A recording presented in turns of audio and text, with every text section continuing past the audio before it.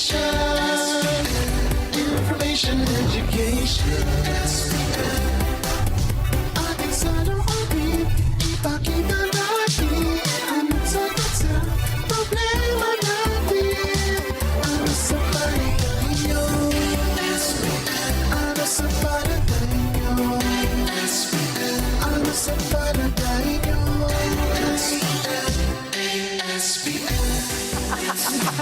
Magandang umaga, Lunes na naman. Back to work po tayo, back to school. Good morning, Ricky Girl. Ikaw talaga, kumpisa pa lang ng araw, ng umaga. Ikaw talaga. Clam si Ricky Girl.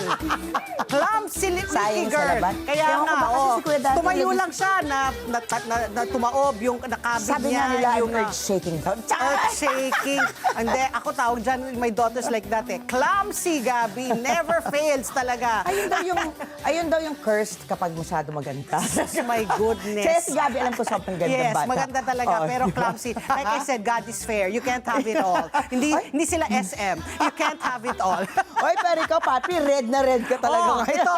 Ayan, nagdebate na naman kami ni Ricky kanina bago po kami umere. Kasi sabi niya, Papi, why aren't you in red? Alam niya nga yun, pag Lunes, naka-red, red, di ba? diba? Oh. Sabi ko, ang brown shade of red rin yan. Wow. Ang paggawa ng brown is the primary colors combination of red, blue, and yellow. Kasi kahapon, kagabi, nung inaayos ko nga susutin ko, sabi ko, naku, parang naubusan na ako ng pula. Eh, nakita ko tong brown kasi nag-pull out ako sa mango. Ito na lang, dalawa na lang naiwan. Sabi ko, susutin ko na. Tapos sabi ko nga sa anak ko, Gabi, can you check nga if brown has red? Para lang masabi ko may red. Sabi nga niya, Ma'am, it's a combination of the primary colors, red, blue, and yellow. Ito, ayaw talagang maniwala. Hindi.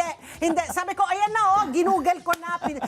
Tapos hindi pa siya naniwala sa akin. Tinanong pa niya si Siri. Di ayan, sinagot rin siya ni Siri. Sabi ni Siri, it's a combination. Nga tama si Gabi. Kasi Gabi talaga close to my heart. Alam mo, sabi magaganda, dapat magsama sa joke lang. Pero, technically, It's a cousin. It's a different shade on its own. Yes. Pero dahil nga, syempre, we were taught to give respect to the elders.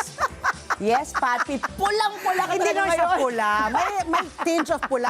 It's a triple combination of red, yellow, and blue. Ang importante, nagniningning ka. Nagniningning ako. Ayan, Kanina, diba? nung si Joyme, kinakabit niya yung aking lapel. Gusto na niyang tungkaban yung mga brilliantitos dito sa aking blusa. Di ba? Nakikita niyo ba? Ayan, i-close up diba? niyo na. I-close up direct. niyo. Ayan, may mga .01 na mga diamonds dito. Diba? Pwede nang pambili natin ng pandesal ang isa. Ayan. Wow! Di ba? Wow! Ayan, kaya numiningning ako.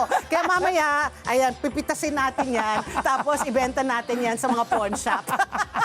Ba naman, sa hirap ng buhay ngayon, di ba? Grabe, mamaya Grabe. babalita ko kung magkano itataas po ng presyo ng mga produktong petrolyo. Pero bago naman, Tuesday! Like clockwork, talagang, di ba, nagtataasan o nagbababaan. Pero dahil nga sa singalot nga dyan sa... Sigalot. Dyan sa sigalot, sa gitna God is sila. fair, no? The God is fair. Di ba? Talaga nagtataasan. Pero ito na muna, yung mga nakikinig po sa atin sa Radyo Agila 1062. Good morning, kababayan! Good morning! Ayan, si Kuya Andy Gragasi nakikinig dyan. Nakikinig. Ayan. At for sure, hindi na masyadong matindi ang traffic. Dahil nga, mga tao ngayon nagtitipid, nagbabawas po, nag-work from home, lahat na lang mga paraan para po tayo po ay makatipid, para po maano natin to malampasan lang na itong dagok na ito. Grabe. Diba? So samahan nyo kami ni Ricky Girl hanggang alas 10 ng umaga. At yung mga nakikinig po sa atin at nanonood sa YouTube, sa kanilang cellphone, sa kanilang iPad or laptop. Beautiful Monday morning. A shimmering Monday. Shimmering Monday morning. O, ikaw naman pulang-pula ka talaga. Mukha kang Candy clown? Stripe. Candy Cane. Diba? Red and white. May yung have a ganyan. sweet Monday ayan. morning. Ayan. Oo. Are you ready for this week? I am ready. Okay, Ricky, go Ito ahead. naman, Pati, big win for Pinoy innovation dahil kinilala po ng National Geographic si Titus Espedido Cañete bilang isa sa 33 changemakers. Changemakers. Bakit kanyo? Oh. Sa halip kasi, na gumamit ng super mahal na equipment, gumawa siya ng deep sea cameras. Ito, Aba? napakamahal ito, di ba? Oo. Gamit ang locally sourced parts from hundreds of thousands of dollars to around $1,500 na lang daw ang nagastos. Parang DIY levels. Do it Pero, yourself, oo. yes, world-class ang resulta ha. Kaya, pinarangalan ng Nat Geo. Ayan. Si Naku, Titus. oo, naku. Saan kaya niya binili yung mga parts? Sa Banawe? Or hindi, sa Redon. Ano? And, Raon. Sa Raon. Ridon. Ginawa naman si Congressman Terry Ridon. Nandun na rin yung sounds like. Sa Banawe o sa Raon? Sa Raon, O sa yan. Divisoria? Divisoria. O Binondo. Habi, ang bagak ko. Oo. Okay, ituloy mo dahil yan. po sa mga camera na gawa niya, nakukunan ang mga hidden reefs at rare species sa karagatan. Nakatutulong din ito sa pagbuo ng marine protected life and areas at mas maprotektahan ang biodiversity ng Pilipinas. Ito ang iconic line niya. You have to make them see with their own eyes. At yun na nga, ginawa niyang mas accessible ang deep sea para sa mas maraming magpakita ng malasakit sa yaman ng ating karagatan. Uy, ang ganda niya na. Butanding ba yan? Butanding ba yan? Oo. I wonder kung anong mga ginamit niya, no? Imagine from hundreds of thousands of pesos, Oo. naging 1,500 sa exchange rate na 60, sabihin na natin, 90,000 pesos. 90,000 Oo, din, ano, di ba? mahal din. Pesos lang, compared to hundreds of thousands. So, kung talaga yan, ipatent niya dapat, Titus, ipatent mo na yan kaagad para maibenta mo yan. At tuwing nakabenta ka yan, may porsyento ka sa tuwing galing. kada camera na nabebenta mo. Dapat lang, diba? Di ba? Oo, Dapat oo. talaga mapatent yan. Okay, Oo, ito ito. naman. Oo. Ito. Can you beat this? Sige nga, sige, red Daig girl. ka sa daig ko ang lolo mo. Bakit? Isang proud moment to para sa ating mga katutubong mga Aita. At syempre para sa ating buong bansa. Dahil po si Roland Popatco Jr. Siya po ay isang 22 years old lamang po. At siya po ang kauna-unang Aita mula po sa Pampanga na nakapasa sa Medical Technologist Licensure Wow. Exam. Imagine. Kasi Oo. mga katutubo, indigenous po ito, di ba yung mga Oo. Aita. Oo. So hindi lang daw para sa sarili niya ang kanyang success, ito para tagumpay para sa kanyang pamilya at sa buong komunidad sa Porac, Pampanga. I love. Look at, did you see his diba? graduation pic? Oo. Suot niya yung katutubong outfit, ha? Yung nakabahag siya. Bahag lang siya. Oo. At ito pa, habang nag-aaral siya, lingkod bayan din siya bilang SK chairman Wow. sa kanilang barangay, si Ronald. Sabi niya, masakit para sa kanya na makitang naghihirap ang kapwa niyang mga Aita pagdating po sa healthcare. Tama talaga yan. Kaya ang pangarap din niya ay maging isang doktor. Wow. Upang makapagsilbi nga siya sa sarili niyang komunidad. Naku, giving back, no? Paying it forward. Kaya congratulations, Roland. Sana dumami pa ang angkan mo. Kasi nga yung mga Aita, di ba, alam naman po natin yan, hindi talaga naman yan, kumbaga, indigenous sila eh. So they keep to themselves, di ba, Yes, doon sa mga bundok. So wala silang access sa healthcare, wala silang masyadong access sa education. So the mere fact that he is the first from the Aita, First, ha? first to pass the licensure exam, medical licensure exam, medical technologist licensure exam, at gusto niya maging doktor. Wow. Nako, that's a big step na. Congratulations sa iyo, Roland. O, sana ay matupad ang iyong mga pangarap, diba? Correct. Oo, Nakakatuwa sana na. talaga para makapaglingkod ka sa iyong community. Tama. Oo. Okay, nako. Ito naman, Rick. Ay, ikaw pala to. Ako ulit. Seniority first. Okay. O, Ricky, ito daw. Nako, pero ikaw ang gagawa ng sample Ay, dance naku, hindi ko alam to. Si Joy Mieli, ready ka na, di ba? Ako, Nag-sample ka na kaya kanina. Nung binalita ito kahapon ni Obet, Obet, sabi ko, oo. Obet, hindi ko alam yan, ha? Sabi niya, Miss Pat, craze yan ngayon, nag-aado daw yan, nagva-viral. Sabi ko, ay, hindi ko alam yan. Ako din, hindi ko alam. Kaya hindi ko sabi na siya ko, si pinansin. Ricky. Ay, dined ba ako kahapon na nakita ko yung ano niya? Kasi alam na naman to, Oo Obet. nga eh. Kasi ito nga daw yung dance craze daw na hawak mo ang beat. Which was composed by AI daw. Wow. Kasi tinanong ko, sinong kumanta niyan? Sinong nagsulat niyan? Miss Pat, AI yan nga daw yung uso ngayon. AI na parang nagte-take over na sila. You don't need no? musical composer, you don't need a Grabe. singer. AI can do it for ano yan, you. app lang yan, ano? App lang yan. So ito sobrang catchy daw yung dance craze na yan. Kahit wala kang rhythm, nako, wala ka bang rhythm? Wala talaga akong rhythm. Mapapasabay ka daw. Uwe. At kahit nakaupo ka Uwe. lang, bigla kang napapapitik. Uwe! Pitik, uwe. Marami daw gumaya na dyan. Hindi lang po sa social media dahil pati mga estudyante at mga teacher, game na game daw ginagamit pa yan bilang energizer sa klase. Let's start the day with Beat It. Alam ko yung Beat It, yung kay Michael Beat Jackson. it, Beat just it, beat beat it. it. O, ayan po. Yan po. Siyempre, pati mga sikat na personalidad tulad po nila Charo Santos. Naku, si Miss Ma'am Charo, mahilig mag-TikTok yan Oh, yun na nga At eh. mga, Oh, yan. Aba, di ba? Ang kinis, ang kilikili ni Madam. Ang kilikili ni Ma'am Charo, di ba? aba.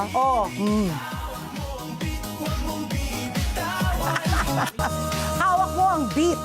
Di ba? Joy Meli ka nga, ipakita mo, Ryan, si Joy Me. So trending nga daw yan worldwide. Oh, Pero worldwide? Worldwide daw because nga AI lang pero ito ay mga pinaka mind-blowing part. Ang kantang hawak mo ang beat ay AI generated nga. Oh. Walang actual na singer. The voice created using artificial intelligence. Unbelievable. See, even mga K-pop Koreans, ano? group, Wow. Koreans are dancing it. Kaya napaisip tuloy marami kung ganito kalakas ang impact ng AI Oh. music. Ano na kaya magiging Oo nga. future nga ng ating mga OPM artists, di ba? Kahit yung mga mga puti, Ayan, nagsasayaw. Wow. Ayan. Di ba? Ayan. Para magising ang klase, sabi ni teacher, sumayaw tayo. Ito. Sino naman ito mga Latina yata to? Mga Latina din. And to Kaya mo yan? Di ba they're dancing to Filipino lyrics? Music. Ano? Unfortunately, AI naman generated. siya.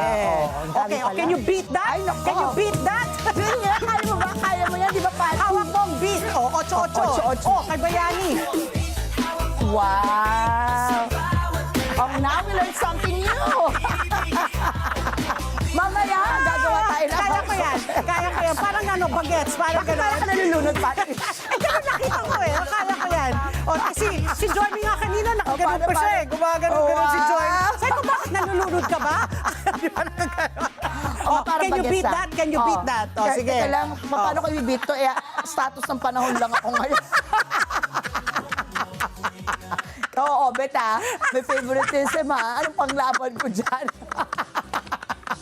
Isayaw mo habang nag-weather ka. Sige, isayaw mo. Gusto mo, ikanta mo. Wala nga ako rhythm. Gusto mo, Dahil di ba ikanta mo. kunwento ko sa'yo? Dahil hindi sa akin bago yung AI music na yan. Nag-download ako. Kaya ingat po kayo. Kaya Nag-download ako kasi. at nagbayad na. God is fair. Maganda yung boses natin sa pag-host, ngayon pagbalita. Pero sa pagkanta, nandun tayo sa 2% ng mga Pilipino hindi marunong kumanta. Kaya nag-download ako Nag-AI. ng AI. Kasi sabi nila, yung music daw, yung beat something, ilalagay mo lang daw yung boses mo, input mo, hello, mic test, mga 20 seconds. Tapos gagawin na niya na maganda yung boses mo pag pumili ka ng cover song. Anong song ang pinili Siyempre, mo? pinili ko Britney Spears. Alin? Britney Spears. Oops, I did it again. Oops, I did it again. Okay, Totoo na ba? tapos. Oops, I did it again. Tapos, it's a fake. It's a fake. Hindi gumagana. Tagal-tagal na mag-download. Alam mo, nag-buy pa naman ako sa 795 pesos. Sabi ko nga, in English, what do I call you? Soccer!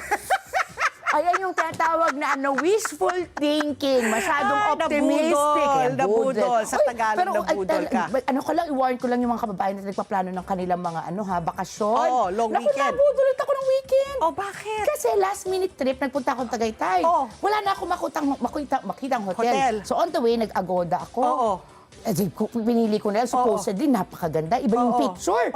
Pagdating ko doon, ako Barong-barong. Pinakamaduming nakita kong lugar. Tapos sinubukan ko ireklamo, matigas ang ulo nitong nitong may property owner.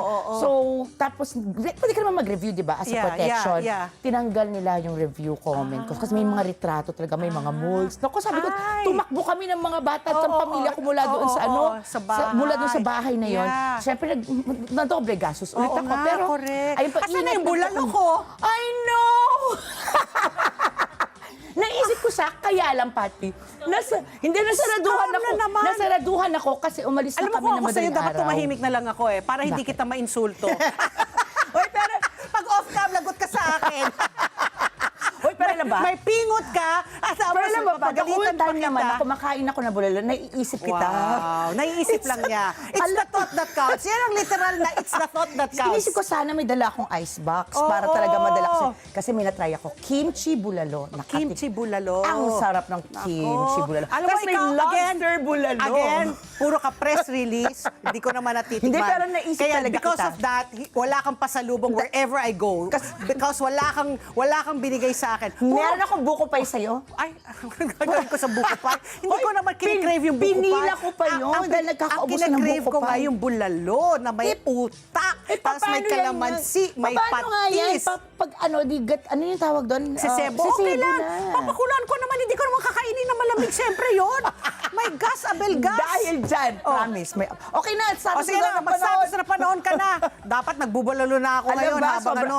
Okay, go ahead. Kasing init po ng ulo ni Patpi ngayon. Makakaranas po tayo ng mainit na hangin. Talaga? Oo, mainit po yung hangin na yan na easterlies dahil nagmumula po yan sa karagatang Pasipiko. Dahil dito asahan ng bagya maulap hanggang sa maulap na kalangitan. Pero again, may init po yan na may panakanakang pag-ulan at pagkulog-pagkidlat sa Metro Manila at iba pang bahagi ng bansa. Samantala, ang pinakamataas na temperatura ngayong araw ay aabot po sa 31.4 degrees Celsius bandang alas 3 ng hapon at lulubog naman ang araw mamaya alas 6:07 ng gabi. Alas 7. Galing-galing ko na. Okay, Patuloy po tayong mag-ingat at magdala ng payong sa paglabas. Ako, kailan kaya i-anunsyo ng Pag-asa yung official summer season na, Mainit no? na nga. O, mainit-init na nga. Pero kanina, nung naglalakad ulit ako, medyo mahangin-hangin pa. Oo. Okay, ito na.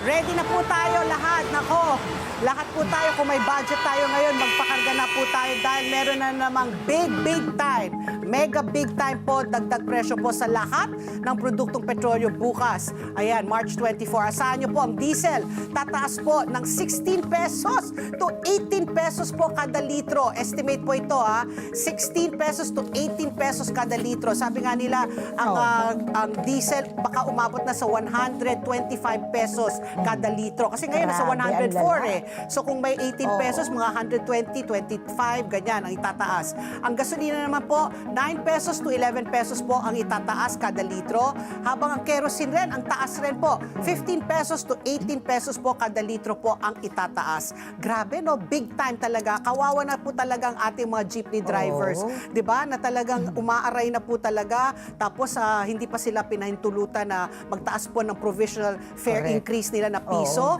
So let's see no how this goes because tomorrow automatic po aakyat po lahat 'yan. Asahan na talaga, no? Wala Correct. nang Oo. wishful Kaya thinking ito, ang dami na po pababa. talaga nagmi-meme. Tingnan mo, ito, ipakita tingnan nyo. natin. Yung sabi nila, yung pampapalit na sa, Wow! ayan na, sa sobrang taas, luxury item na. Ang, diba? produkto petrolyo, ginawa na yan, Gucci-lina. Wow! Ang gasolina ginawa ng Gucci-lina. Tapos ang sagot sa angkas, di ba? Yung angkas, mga motor, mga kotse. O ito na po, karga! Karga na lang, delakat na lang, di ba? Can you imagine? Mga Pinoy talagang tataba ng mga utak. Pero tapos, sana talaga bumalik na po talaga yung talaga, no, yung panahon Dating bago presyo, nagkagulo, no? yung dating presyo. Ay, alam mo, Para we can go back to our normal na, no? way of life. Talagang now, it's extraordinary Lahat nakakaramdam na ngayon, Lahat no? nakakaramdam talaga. Ito nga, lahat Pati, may umaaray. nakita sa CCTV, yung mga yung mga nakaparadang motorsiklo, Oo. mga tricycle, Oo. nagnanakawan. Ay, May nahuli sa spare CCTV. parts? Hindi, yung gasolina hinihigop. Hinihigop, kaya naku, Grabe. ingat po tayo talaga sa mga Oo. sasakyan natin ngayon. Naku, Imagine, oo. hinihigop yung mga nakaparadang tricycle. Yes. Nahuli sa camera. Hindi natin kung alam kung nahuli sa totoong buhay. Okay, ito naman ang aking super panalo news. Mula sa bad news, punta tayo sa super panalo news. Sa gitna po na sunod-sunod nga po na fuel price hike, may suportang ibibigay daw ang angkas. Ayan, kanina karga yung nakita natin. Angkas, ito nga yung angkas, di ba, yung mga motorsiklo para sa kanilang mga riders. 0% commission. Posible daw yan. Ayon po ito kay George Royeca, siya po ang CEO ng angkas. Pwede daw bumaba ang komisyon na kukunin ng angkas sa mga rider at pwede raw rin silang kunin na komisyon sa rider. Ito, 0% dependency yan po. Depende daw sa performance ng rider. So I guess may mga incentives sila. So baka umabot ka ng 0% commission kung siguro marami kang nakasakay ng Naangkas, mga pasahero. So mas maraming biyahe nga, ibig sabihin daw mas malaki yung take home para sa ating mga rider. ginawa yan nila ang angkas para nga daw tulungan yung ating mga angkas rider, di ba? Para nga makaagapay dito po sa pagtaas nga ng presyo ng gasolina at bilang suporta rin po sa kanilang masisipag na riders. Kaya instead po na maipit ang angkas riders, nag-adjust na po sila ng sistema para po matulungan ang kita ng mga riders. Pero hindi lang yan, Ricky, may extra perks rin dahil hindi lang commission ang ginagalaw, may bonus pa. Wow. Nakipag-ugnayan na daw sila ang angkas sa iba't ibang mga gas companies at may ongoing partnership na sila para makapag-provide ng further discounts sa presyo po ng langis. Siguro mga fleet price, di ba? Siguro may mga ilan, basta pakita mo lang na ikaw ay angkas driver, you get additional discount. Bumili na rin po sila ngayon ng mga gas coupon para magbigay nga ng incentives po sa angkas riders at maging ang food vouchers. Ayan. Ayon po kay George, nakasurvive na nga raw sila sa pandemic at mga past oil crisis. So ready na daw sila ngayon para sa bagong challenge ngayon. So di ba nung nakausap natin si June De Leon ng TNVS, yan ang rinreklamo niya, ang laki-laki nga ng komisyon, di ba? 20%. So at least ito, bakit nagawa ng angkas maging zero commission? Dapat siguro sila nagtutulungan, di ba? Ngayon, since wala pang nakukuhang mga ayuda itong ating mga angkas riders o yung ating mga jeepney drivers, TNVS, in the meantime, magtulungan po tayo talaga. Itong mga kumpanya ng mga Grab, mga multinational na yan, laki-laki na ng kita. Ano ba naman nyo naman ng konti, bawasan lang ang kita. Pangsamantala. Provisional. Habang talaga we're living in extraordinary times. Dapat lagi natin sinasabi, diba, ngayon tayo dapat magtulungan. Yes, bayanihan. Yan. Correct. Ito naman, Patpi. Sa laban naman ng mataas na gasolina, umaangat ang malasakit ng mga kumpanya upang matulungan na ang mga driver. Thank God. Tulad na lang ng 2.7 million pesos fuel vouchers program na inilabas ng ride-hailing platform na InDrive para tulungan ang kanilang partner drivers na makabawi sa taas ng gastos sa gasolina. Pinalawak din nila ang partnership with Sea Oil dahil mayroon ng fuel discounts via digital loyalty system kaya mas tipid sa bawat karga ng langis. Ito ang game changer. Yung tinatawag ng purple zones o yung mga high-demand areas, dito 1% lang ang kukuling commission ng InDrive sa kanilang riders. Super baba yan compared sa ibang apps. Ibig sabihin, malaki po ang take-home pay ng riders or drivers sa peak areas. Ayon sa InDrive Philippines Country Manager na si Sofia Ginto, naramdam nila ang hirap ng driver kaya gumawa sila ng paraan para magbigay ng pansamantalang solusyon. Marami ring drivers ang mula sa ibang platforms ang humiling ng lower commissions. Kaya ngayon, parang nagiging trend na ito, mas rider-friendly policies and mas competitive na ride-hailing market. Ayan. So ang angkas kanina, zero commission, ito 1%. Plus diba? fuel subsidy. Ganun din yung angkas, diba? So ganun na yung labanan. Yung mga perks na, diba? Kasi ang pagkaintindi ko kay June De Leon noon, yung mga ibang mga drivers, multiple ang nila apps, diba? Minsan angkas sila, minsan pwede mag-InDrive, minsan pwede mag-Grab, diba? So kung ganyan, maganda yung mga incentive, what's to stop the other drivers from moving, diba? So the ones who give lower commission rates, diba? Kaya yung inaabang lang yung pinakamalaking ride-hailing app natin. Yung Grab. Oo, diba? wala pa yata. Nako, masyado naman kayong Grab ng Grab. Grabe kayo. Okay, isa pa tong magandang balita. Magkakaroon po ng diskwento naman po sa mga toll. Ang mga public utility vehicles o mga PUV, public utility buses, mga PUB at freight services sa loob po ng 2 buwan. Simula ngayong araw na ito, March 23. Ito po ay ayon sa Department of Transportation. Alinsunod na rin to sa direktiba po ng ating Pangulo ni PBBM sa DOTR na humanap nga kayo ng mga pamamaraan upang mabawasan ang epekto sa mga mamamayan na sumisirit po ang presyo po ng mga produktong petrolyo sa bansa dulot nga ng krisis dyan po sa Middle East. Ang toll rate adjustments ay para po sa Class 1 PUVs, jeepneys, Class 2 public utility buses at Class 3 vehicles na may kinalaman po sa freight services. Kabilang na po ang logistics at pagbabiyahe po ng mga essential goods. Sa tulong po ng naturang adjusted toll rates, ang Class 1 vehicles po ay naasahang makakatipid ng hanggang 18 pesos per end-to-end trip habang ang Class 2 at Class 3 ay makakatipid po ng 47 pesos to 72 pesos kada biyahe. Wow. Ayon po sa DOTR, ang toll discounts ay ipagkakaloob sa pamamagitan po ng rebates na lingguhang ikikredit daw sa lahat ng qualified vehicles. So this is not for all, only for yung tinatawag natin ng pandemic, mga frontliners, Tama, yung mga tama. nagde-deliver ng mga essential goods, di ba? Maski na papaano, ayan, makakabawas rin po sa kanilang operating cost pa rin yan. Napakalaking bagay din yan. Kasi nga Kasi ako, it all adds up di ba? Oo, lalo na kung eventually. everyday yung biyahe yes, nila, oo, di ba? or multiple ang biyahe mo kada Oo, araw, aray di ko ba? po yan. Okay, siksik na siksik pa rin kami ni Ricky Girl. Hanggang alas 10 kami. Anong issue number 1 natin, Ricky? Ito na nga po, nabalitaan na natin na nagbanta ang Iran na titirahin nito ang energy infra na US rehiyon kung itutuloy ni US President Donald Trump. Ang banta nito na wawasakin ng ilang power plants ng Iran kung hindi bubuksan ang Strait of Hormuz sa loob ng 48 hours. Bluff lang ba ito o tutuhanin? Anong pwedeng mangyari? At anong epekto nito sa atin? Tanungin po natin mamaya si Dr. Gary G. Ador Dionisio, ang Dean ng School of Diplomacy and Governance mula sa DLSU College of St. Piniel. O talaga, akala natin huhupa na di ba? Wala talaga. It's going on its 4th week. Oo. Malabo nako. yung 4 to 6 weeks ni Kaya Donald nga Trump. Mukhang... At saka parang akala ng marami, maubusan na yung Iran Pero Hindi. parang, biglang may nakaisip yata sa akin. Oh. Number 15. Ay, 15? Ay, oh. Anong letter Oh, yun? wala yata. Oh, sino? Oh my gosh. Okay. Ang issue number 2 naman po natin, tiniyak po ng Department of Agriculture na sapat daw at stable naman ang supply ng ating pagkain.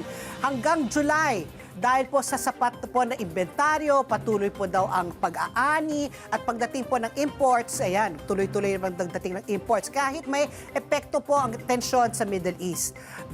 Binabantayan din po ng gobyerno ang presyo ng mga bilihin, lalo na po yung bigas at pinag-aaralan po ang posibleng price cap upang mapigilan po ang pagtaas nito. So pulsuhan po natin ang saloobin po ng sektor ng mga magsasaka sa pamamagitan po ng ating laging resource person. Walang iba kundi si Ginoong Raul Montemayor, ang National Manager po ng Federation of Free Farmers Cooperatives. Yan po ang ating issue number 2. Issue number 3, Ricky. At 3 linggo na nga po, simula na magsimula ang giyera sa gitnang silangan at dahil dito patuloy ang pagtaas ang presyo ng langis at nanganganib na tumaas ang lahat ng presyo na pwedeng magdudot ng inflation. Ano bang banta sa ekonomiya natin ito kung magpapatuloy nga ang labanan? Kasama po natin mamaya si Frank Gonzaga, Special Lecturer of International Political Economy mula sa Polytechnic University of the Philippines, RPU. Ayan, ako kasi lahat tayo talaga, di ba?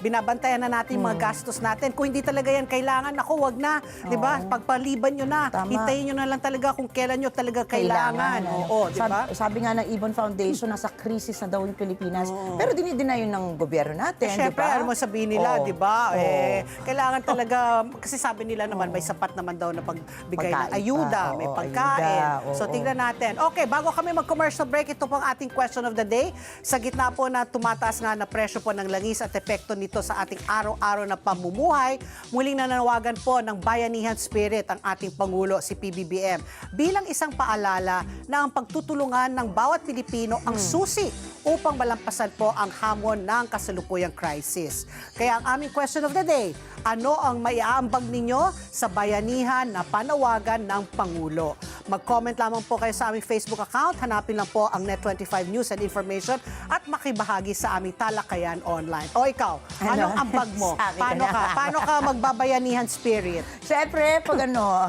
Ano? Sige. Mag-ano na ng bulalo, hindi pa niya magawa, di O ba? bayanihan din yun, siyempre, yung fossil fuels na gagamit sa pagluto ng bulalo mo. Hindi Hindi. Ako bayanihan, lahat ng mga gustong umangkas sa akin, pinapaangkas ko. Ay, oo. Mag-carpooling. Ngayon, sina Chang Army, si Alain, at saka si Rose, mga daily bashmates ko ang Ako tawag din ko eh. dyan. Hindi bashmates, Oo. bashmates. Ako din naman, ayan din, ako yung kanilang bus driver nila. Actually, diba? si Kuya Andy ang bus driver Oo, nila. yung gano'n, yung, di ba, you can take Carpooling. Carpooling, di ba? Yan, Oo, oo. para at Tapos- least menos na yan ng gasto sa kanila sa pamasahe. Tama, tama. Tapos nagko-conserve ka rin ng gasolina kasi tatlo silang sinasakay ko. So, imbis na separate, Tama. di ba? Yung Tsaka mga again, ganyan. like yung pagtitipid po natin sa ating mga bahay ng kuryente, Kuryente, ng tubig, correct, lahat ng facilities. correct, Ayan. oo. Kapag naman wala kayo sa bahay, pwedeng patayin lahat ng ilaw. Kasi may mga kilala ko, Oo. iniiwan lang bukas yung mga ilaw. Para lang may masabing may tao, May tao. kunyari. Itago na sa pangalang Nikwek. O pwede yung siguro pag solar light. Oh, yan. Pag solar light, okay yan. Okay lang. So, yung Okay. At magbabalik pa po ang ASPN. ano sa palagay nyo? Ang sigaw ng Pinoy Nation. Information and education. ASPN. Oras! Alas 8:36 na po ng umaga. At alam nyo ba na sa dami po ng oras natin sa gadgets and computers, mas napapagod ang ating mga mata. Buti na lang may iBerry na tumutulong mag-protect laban sa eye strain and oxidative stress. Kaya, kung gusto mong maalagaan ang iyong paningin, mag-iBerry na araw-araw. Oras muli, alas 8:36 na po ng umaga. Ito na po ang ating mga pangunahing mga news ngayong araw ng Lunes, March 23, 2026. Binigyan po ni US President Donald Trump ng ultimatum ang Iran na buksan sa loob ng 48 oras ang Strait of Hormuz sa shipping o harapin nito ang pagkasira ng kanilang infrastrukturang pang-enerhiya. Isang araw bago niya inilatag ang naturang ultimatum, sinabi po ni Trump na kinukonsidera na niya ang pagbabawas ng operasyong militar. Ginawa po ni Trump ang pagbabanta 2 oras lang matapos ilunsad ng Tehran ang pinakamapinsala nitong pag-atake sa Israel sa ngayon. 2 missile ng Iran ang tumama po sa southern Israel. Napinsala nito ang ilang residential building. Ayon po sa Israeli Army, isang gusali po sa Dimona ang direktang tinamaan kung saan marami umano ang nasaktan sa iba't ibang lugar. Kabilang po ang isang 10 taong gulang na bata. Ayon po sa Iran, pagganti ito sa mga military strike ng Israel sa Natanz Nuclear Facility. Inulat ng Islamic Revolutionary Guard Corps na pinatamaan rin ang iba pang bayan sa southern Israel, maging ang ilang military site sa Kuwait at United Arab Emirates. Nanindigan naman po si Israeli Prime Minister Benjamin Netanyahu na ipagpapatuloy nito ang pag-atake sa Iran. Ilang oras nga lang pagkatapos po ng pag-atake ng Iran ay naglunsad umano ang Israeli military ng mga pag-atake sa Tehran. Kasunod ng pag-atake sa Natanz, muling nanawagan po si United Nations Nuclear Watchdog Chief Rafael Grossi na pagpipigil sa mga aksyong militar para maiwasan po ang posibilidad ng isang aksidenteng nuklear. Huwag naman po sana.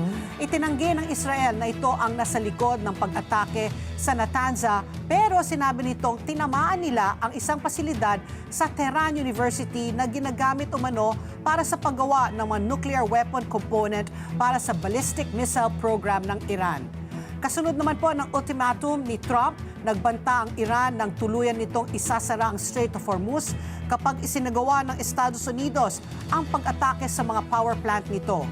Mananatili umanong nakasara ang Strait of Hormuz hanggat hindi muling naitatayo ang kanilang mga planta. Halos huminto na po ang pagdaloy ng 20% ng crude oil supply ng mundo at ng liquefied natural gas mula nang sumiklab ang giyera. Sa mga nakalipas na araw ay pinayagan ng Iran ang ilang barko na makadaan sa Strait of Hormuz. Mga barko ito ng mga bansang ituturing nilang mga kaibigan, habang hinarang naman ito ang mga barko ng mga bansang nakisali sa agresyon laban sa Iran. Pinag-isipan ng parlamento ng Iran ang pagpapataw ng toll sa shipping sa Strait po of Hormuz. Ayon po kay Iran Parliament Speaker Mohammed Bagher Ghalibaf, hindi babalik ang maritime traffic sa pre-war status nito. So asahan na po natin kung sakaling magpataw na sila ng toll, tataas talaga ang mga presyo ng produktong petrolyo. At ano lang, dagdag ko lang dyan, Ricky, kasi sabi nga nila, since the war started nga, ang dami na ngang mga pinapasabog, di ba? Parang nagbabalikan sila. So ito po, ang mga nasira na po ay on Friday, drone attacks hit Kuwait's giant Mina Al Amadi refinery. A day after a direct hit on Qatar's vital Ras Laffan natural gas facility. Ito yung mga lalaki. Tapos, Iran on Friday tried, but buti na lang, they failed. They tried to hit yung joint UK-US military base in the Indian Ocean. Pero buti na lang, hindi ito nagtagumpay.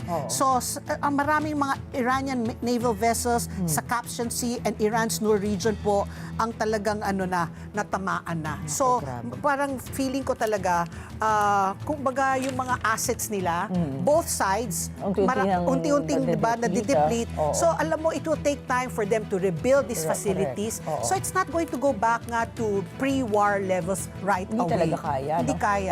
Ito lang ito talagang hindi lang po siya balita dahil talagang everyday siya nararamdaman. Oo. Kasi halimbawa yung mga kaibigan ko, ito po yung natatanggap nila everyday, pinadala sa akin. Meron silang almost everyday, what they call, kung sa atin may NDRMC, na talaga oo. nakakapag-atake ng puso, Oo. di ba? Sa kanila po, ang tawag doon ay public safety alert Oo. at emergency alert na halos araw-araw po nakukuha nila, no? Oo. Parang ito yung sinasabi, thank you for your cooperation.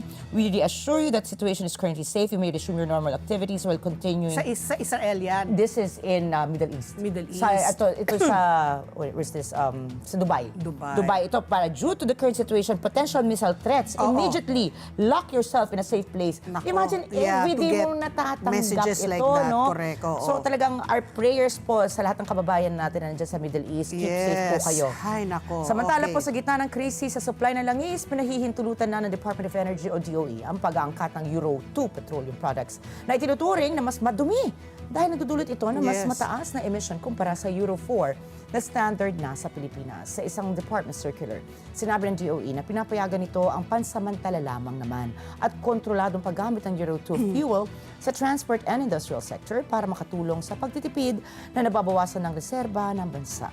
Ililimita ito sa mga model ng sasakyan na mula 2015 pababa, mga traditional jeepneys at sa mga industrial application katulad ng mga power plants at marine at shipping sector. Nilinaw po ng DOE na hindi nito pinapalitan ng Euro 4 fuel standard na mananatiling epektibo sa ilalim ng umiiral na batas at mga regulasyon. Inatasan ang kumpanya ng langis na tiyaking magkahiwalay ang Euro 2 at Euro 4 fuel sa storage, transport, and distribution. Samantala, sinabi naman ni Pangulong Ferdinand Marcos Jr. na kasalukuyang tumatakbo ang mga negosasyon sa ilang bansa kabilang na ang India, Japan at South Korea para sa pagtitiyak ng supply ng langis. Narito pong pahayag ng ating Pangulong Marcos. Nakikipag-usap na po tayo sa mga bansa na ating mga trade partner gaya ng India. Ngunit sinasama na natin lahat ng mga iba at linalapitan ang China, Japan, Thailand, Brunei, South Korea patungkol sa mga posibleng supply arrangement. Maganda naman ang naging usapan natin, buti na lang at talagang kinakaibigan natin sila at sila ay handang tumulong sa atin. Ayon po sa DOE, malaki ang inaasa ng Pilipinas sa krudo mula sa Middle East. Binubuo muna ito ng humigit kumulang 98% ng oil import ng bansa. May mga ulat na posibleng tumaas ng 16.50 pesos hanggang 17 pesos and 50 cents kada litro ang presyo ng diesel. 7 pesos and 50 centavos naman hanggang 8 pesos and 50 cents kada litro sa gasolina and 13 pesos and 70 centavos per liter sa kerosene o gas. Ibig po sabihin niyan, posibleng umakyat sa 132.40 pesos kada litro ang presyo ng diesel at hanggang 100.10 pesos per liter naman sa gasolina and 157.49 pesos per liter naman sa kerosene. Parang kailan po ba nabalita na ganyan kataas? Ano? Parang ang tagal-tagal na hindi ganyan kataas. 100 lang pinakamataas Oo, ito. diba? Lampas na, 120. May oo. 147 pa. Oo. Anyway, hinikayat naman ni Pangulo Marcos sa mga Pilipino na isabuhay ang bayanihan habang nagpapatuloy ang sigulot sa gitnang silangan. Nanawagan din siya sa lahat na maging responsable sa pamamahagi ng impormasyon. Iwasan naman ang pagpapakalat ng maling impormasyon. Ayun, ang dami na namang fake news. Kaya nga, sabi ko nga, ito, diesel, di ba yung mga diesel na sasakyan dati, ano yan eh, kumbaga, para tipid, kung ikaw ay Oo. nagtitipid. Ngayon, luxury Baliktad, vehicle na ano? siya. Baliktad na Oo, ngayon. luxury vehicle na ang mga diesel po ng mga sasakyan. Oras, alas 8:45 na po ng umaga sa aming pagbabalik. Makakausap po natin si Dr. Gary Ador Dionisio. Siya po ang Dean ng School of Diplomacy and Governance mula po sa DLSU College of St. Benilde. Ayan, pag-usapan natin itong kaguluhan dyan sa gitnang silangan. Sa pagbabalik po ng ASPN. Ano sa palagay nyo? Ang sigaw ng Pinoy Nation. Information and education. Oras! Alas Alas 8:47 na po ng umaga. And this Women's Empowerment Month, aarangkada po ang ganda at negosyo para sa lahat ng womenpreneurs na tuloy-tuloy sa hustle saan man makarating. Flash Express ang kapartner mo sa bawat padala. Get 23 pesos off on your first booking and start saving on your shipments today.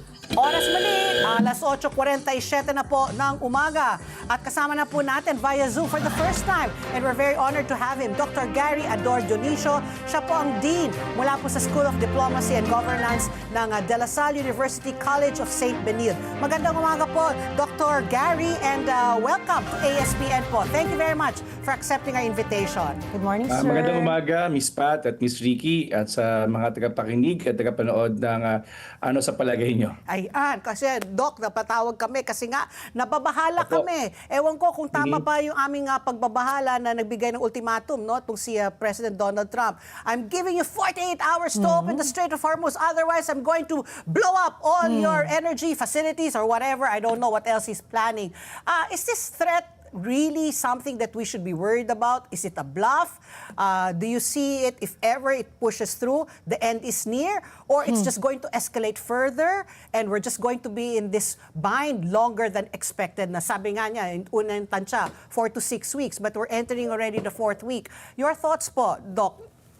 Well, we're now entering into a 4th week of this war, no? At kung tatandaan natin, yung mga first press conference ni President Donald Trump, ang sinasabi niya, this war will only take for about 3 to 6 days, in fact. At dahil ang objective niya ay talagang pulbusin or sirain yung mga military facilities. But now, we are already in the 4th week. So medyo may problema tayo in terms of calculation. Kaya yung sinasabi niya rin na 48 hours, kailangan tingnan din natin to in a very specific context. No?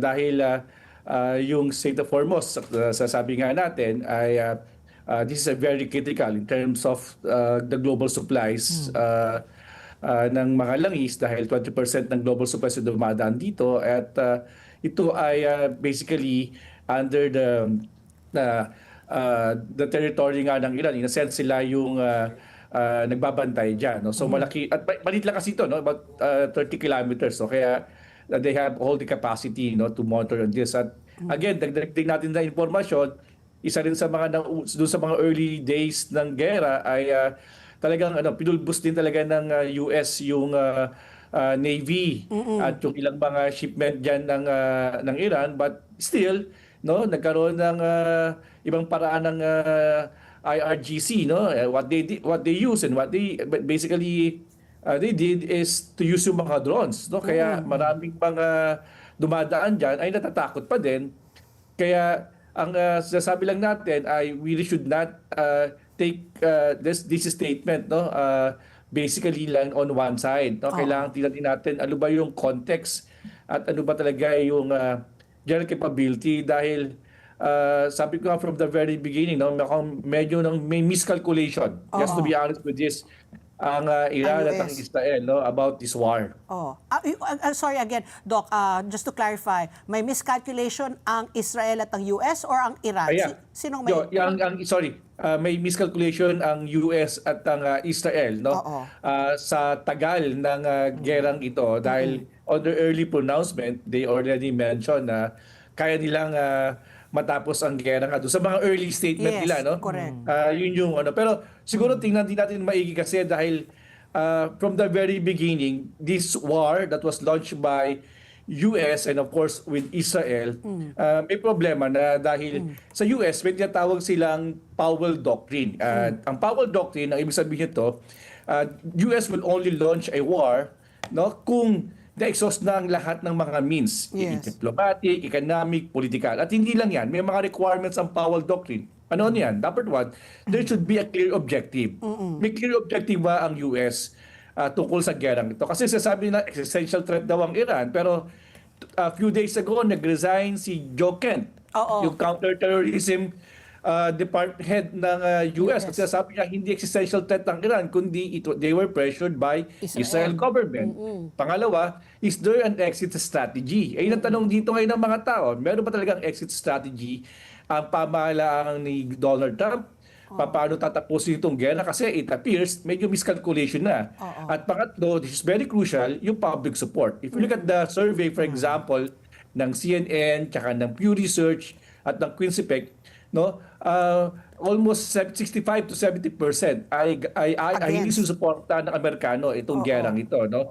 At of course, syempre, wala itong congressional support. Meaning to say, tandaan natin, according to international law, bago kang maggerang mga bansa, katulad nga ng US, both domestically, meron silang support from the US Congress like what they did during the time ng war on Iraq.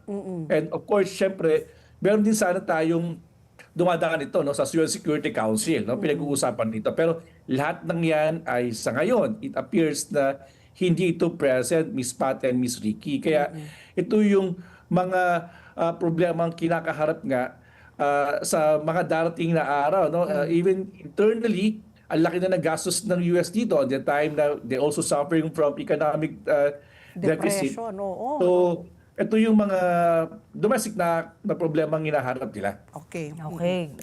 Prof, sa akin naman po, it's very interesting that you would mention that they miscalculated. There's a miscalculation po sa timeline nitong digmaan ito. Could it be because na-underestimate po talaga ng Estados Unidos at ng Israel yung sistema po sa Iran? Because some analysts are saying na hindi naman po ito actually gera ng kapangyarihan or ng strength. It's because ang hindi siguro nakita po ng Estados Unidos at ng Israel is that the kind of system that Iran has when it comes to their government, some would say it's decentralized power. Ibig sabihin po, kapag kahit na patayin mo yung mismong ulo nila, pwede po sila umatake mula sa iba't iba pang bahagi na hindi po siguro nakita ng Amerikano. Could you walk us through siguro po, kasi that's very interesting. Ito yung pathway na hindi nakikita. Sabi nila, ay, Iran, maliit lang yan, Wala mga kaalyado doon. In fact, yung isa nilang kaalyado talagang ginulabog with the Afghanistan war para hindi sila masaklolohan agad, di ba? So ito po, ano po ba itong sistema nga ng decentralized power ng Iran na tipong ayun po yung nagbigay sa kanila ng edge ngayon Kaya, tama ka yan, Ms. Ricky, no? Una, tandaan natin, no? In terms of territory, napakalawak ng Iran, no? And at the same time, yung structure na ginawa nila, no, after the 1979 revolution ay systematically they really tried to operate on a government apparatus that almost controlled all affairs of the state. Kaya tama siya sabi mo, kahit patayin mo yung kanilang supreme leader, succeedingly ay may mga susunod at marami silang mga cadring kinreate, no, hanggang sa local level. So very organized at very systematic ang ginawa ng Iran. At tandaan din natin, no, bakit pa nagkaroon ng nuclear facility din ng Iran?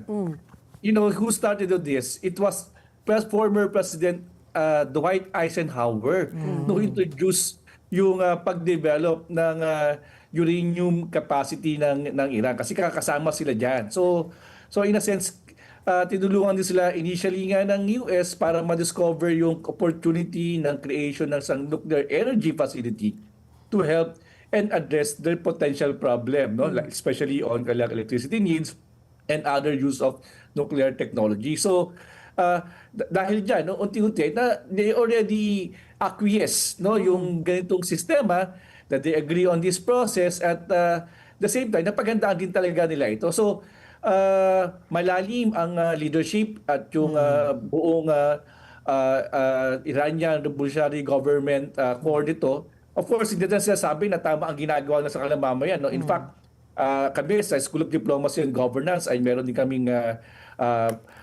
posisyon na una, hindi talaga dapat din ang pagpatay ng mga innocenteng sibilyan. Lalo na it was reported that there are many thousands killed before the war. No, ang dami mga napatay, tandaan din natin yan. No? At hindi lang yan, yung mga nag-oppose against this Iranian Revolutionary Government. No? Kasi nga, alam naman natin, no, very concentrated ang kapangyarihan at walang human rights. No? So, of course, hindi rin naman kami naniniwala na gera ang solusyon about this. No? I mean, it's really we need to support on the ground yung mga tao, magkaroon talaga ng kapangyarihan and so on and so forth. But of course, what we're experiencing right now, ito nga, yung gerang nilunsad dyan ng US at ng Israel, and may global consequences. At ito yung nararamdaman natin ngayon. No? Hindi lang sa issue nga ng oil supplies, but of course, syempre, regional stability within the Middle East. No? Bakit ba biglang ang Iran ay tinatarget din yung mga alyadong mga bansa. Oh, no, Oman, tinamaan nila, di US ba o that kakampi nila area. yan? Oo. Oh. Yun nga po. They're both Arab, they're both Muslim as well, no? So, yun din yung mga nagiging problema, no? Kaya these are the things that we need to address and also examine. So, yan Okay. po yung nakita natin dito. Okay. Ako, I'm very curious, no? Kasi nga, entering the 4th week na, para silang hindi naubusan ng bala eh. Gaano Yeah. ba kalalim ang kanilang arsenal? Gaano kalaki? Di ba? I mean, Israel and US have already combined forces. So, I really thought na maybe in a week or two, dapat ubos na yan kung gugustuhin nila talaga. But apparently, Iran is putting up a fight, eh, di ba? Talagang, they won't back down. So, if this continues, Prof, how long do you really think they'll be able to sustain it? Because it takes a while, no, to rebuild your arsenal, to build missiles, to build drones or whatever. Hindi naman yan parang in-order mo lang ng papel at ballpen na ganun ilang oras lang, di Tsaka ba? It takes million-million time. ang ano niyan, Milyon-milyon presyo. pang gastos. Oo. So, gaano kalalim po ang kanila o gaano kalawak ang kanilang arsenal?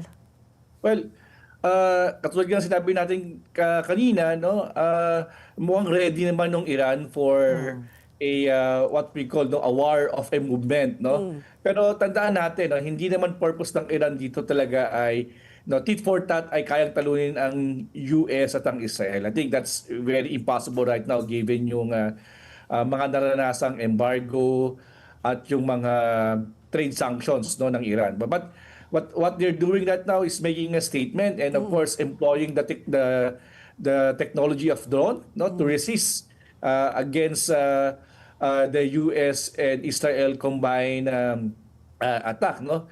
Medyo mahaba-haba pa yung mga nilalabas pa rin nilang mga although kung tignan natin maigi, no, pasulput-sulput na lang ito. So very strategic and calculated on the part ng Iran yung kanilang mga ginagawang mga retaliation. Kasi hindi naman lang kailangan ng isang long drone war kasi they don't have the capability compared with US. So for tit for tat, kumbaga, medyo malayo, parang naglalaro ka ng barangay liga, kaba mo mga NBA players. Oo. Tatambakan ka talaga. Pero So you Prof, have to find ways how to make a statement. yeah, but Prof, I agree with you, no, na hindi naman nila kaya makipagsabayan. They cannot draw this long, no? But how will it end? Ano kayang kompromiso? Why don't they do it na now? Kaysa naman po, di ba, better sooner than later. So, is there really an effort on both parts to at least start going back to the negotiating table and talk this out na para po matigil na? Kasi nga, buong bansa, tayo talaga, I'm just going to be very selfish, wala naman tayong kinalaman, pero we're really feeling the brunt. So, wala na ba pwede mag-mediate para po magkausap sila at matigil na po ito? Well, meron ng statement dyan si UN Secretary General Guterres at even yung Iranian government sabi na they're willing to, for the meantime, to look for possibility, of de-escalation ang sinasabi nila. Of course, that can be another way of the word ng negotiation. Kasi ito yung problema kapag ang nagde-decide nga talaga ay puro mga kalalakihan, mga male egos ang nangyayari, Women's Month pa naman ngayon. So sabi nyo nga kanina, nakakalimutan na siguro kung ang mga presidente dito ay babae, baka madali nakapag-usap itong mga to. Kasi kung tutusin, it's more of an ego pa yung nangyayari ngayon, And payabangan. Nagfe-flex sila ng kanilang power, so at the expense of so many innocent lives. Totoo po yan, Kasi at the end of the day, ano ba talaga, yung nasabi ko, ano ba talaga objective? Durugin ba natin ang Iran, palitan ng gobyerno? Kasi it appears, pinatay mo na si Ali Khamenei. pinatay mo na yung kanilang senior officials, pero again, they will just simply replenish kasi nga malalim So, look at what happened in Venezuela, di ba? Tinanggal mo na si Maduro, ang expect ko yung aliado ng US sa papal, pero hindi. So, again, hindi automatic na changing a regime is always through a process of war and intimidation. Because we already saw that strategy in Afghanistan. Look at what happened to Taliban. Ngayon, nakabalik. Di ba? Sa Syria, ganun din. So, they're in the brink of civil war. So, again, we still believe in the negotiations and diplomacy. That's why we continue to promote and mainstream diplomacy, because at the end of the day, wala pa rin matutuhan ang mga bansa kundi dapat mag-usap-usap at find ways at necessarying makakuha kaagad ng agarang solusyon, but at least hindi nawawala ang komunikasyon sa bawat mga bansa para may daloy ang posibleng mga alitan na maiwasan at yung sa term nga natin na ma-de-escalate. Okay. So yan po yung importanteng makita talaga natin dito. Hanggat sana may magkumbinse kay President Trump, na at least kasi magtuloy-tuloy sila, sabi niya na unti-unti ay mag-wind down na ng konti itong operations niya, at bawasan na muna yung Init ng ulo. Siguro, Prof, hubris na unnecessary, kasi I'm sure hindi lang naman tayo naapekto dito, even sa US, nakita natin yung pagtaas ng barrel ng per liter, In fact, bisita ko lang recently yung mga kamag-anak ko from California, taas na sa LA. Nasa $8 na per liter, dating $4. Gallon, per gallon. Per gallon, talagang times 2 na yung gallon, from $4 to $8 per gallon ng US ngayon. So this is something that we need to take a pause and try to sit down and try to look for a resolution. Pero Prof, mukha talagang malabo. I'm so sorry, Patty, dahil you're asking kung kailan matatapos, paano magtatapos. But I don't think even Iran is willing to wave its white flag. Kasi nga, sabi nila, we ask for peace, they ask for total surrender. Na hindi naman talaga ibibigay din ng Iran. Some analysts are saying that Iran doesn't have to win this war, they just have to survive it because they are playing the playbook on how to defeat US po. Historically, hindi naman po ito talaga laban ng kapangyarihan, laban po ng strategy to. So ito nga po, number one, they as of pinaka-recent po, they cut off na internet. In Iran, wala na pong communication doon. When you're talking about communication, wala na rin po silang communication doon. So, personally, I don't see the end of the war being so near unless talaga there's something na kakaibang mangyari talaga. I don't think any diplomacy will help. Although, it's very interesting po, Prof. What do you think, nasabi nga ng ibang eksperto, India's Narendra Modi is the only one who can actually be a mediator because he shares a good relationship with Iran, at the same time with Israel and with the United States. Ano pong papel ang gagampanan siguro ng kapitbahay din natin, which we have a good relationship with, fortunately, India, in the presence of Narendra Modi? Well, tama ka dyan, Ms. Ricky, that we should involve other allies, other stakeholders, and other countries who have the eyes and ears of other countries as well. Tandaan naman natin, malaki yung tatawag nating mga mediator para magkaroon din ng resolution. Kung ang conduct nga, for example, ni President Modi ay he has this line to both parties or to even to kung meron siya sa Israel din, I think that would be a good start. Kasi at the end of the day, tandaan natin, we need a required community of states intervention and perhaps a pressure on both sides of the coin, na pakiusapan at magkaroon nga ng linya para at least unti-unti ay ma-address to. Kasi kung hindi, pwede kasing tumagal ito.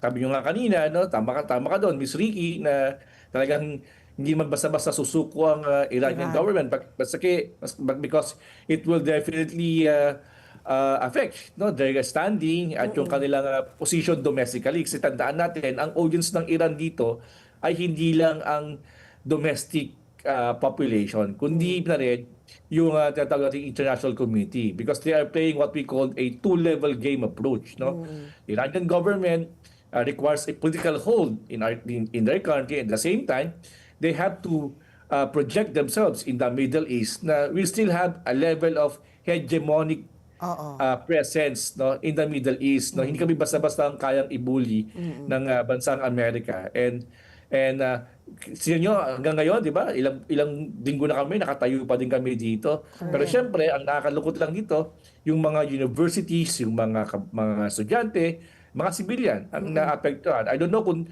2,000 plus lang ba, baka more than that yung problema pang naapektuhan dito sa giyera na ito. Oo. Okay, nako, Prof. Very sad. Ako, I'm just hopeful na this will not be like Russia-Ukraine. Nakala natin, David and Goliath, di ba? Ang laki-laki ng Russia-Ukraine. But Ukraine, 4 years na. Di ba? Hanggang ngayon, patuloy pa rin ang gera. Sana ito, hindi naman umabot ng taon. Sana nga matapos na talaga kaagad. Titignan mo, mas malapit sa bituka natin sa Pilipinas, Oo, itong oo, gera na to sa gera. Middle Oo, East. kaya Unlike yung nga. Ukraine. Unlike po yung sa kasi nga, Ukraine and Russia. we have 2 million Filipino OFWs. Filipino Correct. workers yan. Ay, At iba naku. yan, magaganda rin yung mga buhay. No? Oo. Pero syempre, ang isang on side of this, ang sasabi nga nila, in every war, there are also an investor going on. Yes, Kasi may marami war economy. kumikita. Oo, May oo. war economy kasi ang bansang US. So this is really a something, a concern also of the global community. Lalo na kung ang perspective ng administrasyon ay instead of peace but rather a pronouncement of the war. Malaki talaga yung brunt na harapin natin dito, Miss Pat and Miss Ricky. Okay, naku, maraming salamat po, Professor Gary Ador, for your insight. Thank you, Hopefully, Prof. we all are one. No? We are all hoping that this will really end soon. Maraming salamat po. Thank you very Maraming much. Thank you, salamat. Prof. Thank you rin po. Ayan po si Dr. Gary Ador Dionisio, ang Dean po ng School of Diplomacy and Governance mula po sa De La Salle University College of St. Benilde. At ang oras po, alas 9:08 na ng umaga, as King's Empire Corporation celebrates its 7th anniversary, may 1 milyong pasasalamat raffle promo ang handog para sa inyo. King's Empire Corporation 7th anniversary celebration, 1 milyong pasasalamat, balik lakas, balik sigla, hatid ay pag-asa at saya raffle bonanza 2026. 5 lucky winners po ang mananalo po ng 1 million in cash prizes ang ipamimigay. Plus 21 consolation prizes makakatanggap po ng business package mula po sa King's Empire Products. Bilang pasasalamat sa 7 taon ng tiwala at suporta, ito po ay para sa inyo. Kaya bumili na po ng King's Herbal Plus Empire Coffee at Scents by Savalgar. Promo runs from March 3 to November 30 with a grand draw on December 8, 2026. Para po sa karagdagang katanungan, bisitahin lang po ang kanilang official Facebook page, ang REH King's Empire Corporation o ang King's Herbal Plus. Balik lakas, balik sigla, hatid ay pag-asa at saya. At ang oras muli, alas 9:10 na po ng umaga sa aming pagbabalik. Makakausap naman po natin ang ating suki, si Ginoong Raul Montemayor, ang National Manager po ng Federation of Free Farmers Cooperatives. Usapang pagkain naman po sa pagbabalik ng ASPN. Ano sa palagay nyo? Ang sigaw ng Pinoy Nation. Information. Oras! Alas 9:12 na po ng umaga at ang oras na ito hatid sa atin ng EMAC UPVC Roof Corporation. Absolutely rust-free. EMAC! Oras muli, alas 9:12 na po at kasama na po natin sa linya ang ating suki, si Ginoong Raul Montemayor, ang National Manager po ng Federation of Free Farmers Cooperatives. Magandang umaga po, Sir Raul. Welcome back po sa ASPN. Good morning, sir. Yes, good morning, Pat and Ricky. Ay, oo. Sir, napatawag naman kami kasi nga ito po, kami po ay nangangamba dahil nga po dito sa gulo dyan sa gitnang silangan, ang presyo po ng mga pagkain, ng bigas, sumisirit po lahat. Dalawa po ang aking concern, enough supply at affordability. Kayo ba ay kumpiyansa? Kasi sabi naman daw nila, stable daw ang supply hanggang July. Alam naman natin, 12 ang buwan sa isang taon. What happens after July? August, September, October, November, December. And that's just for this year. Next year, let's face next year some other time.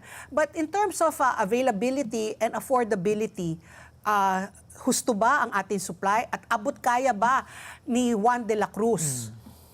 Okay, sa supply, wala tayong problema sa ngayon dahil unang-una anihan.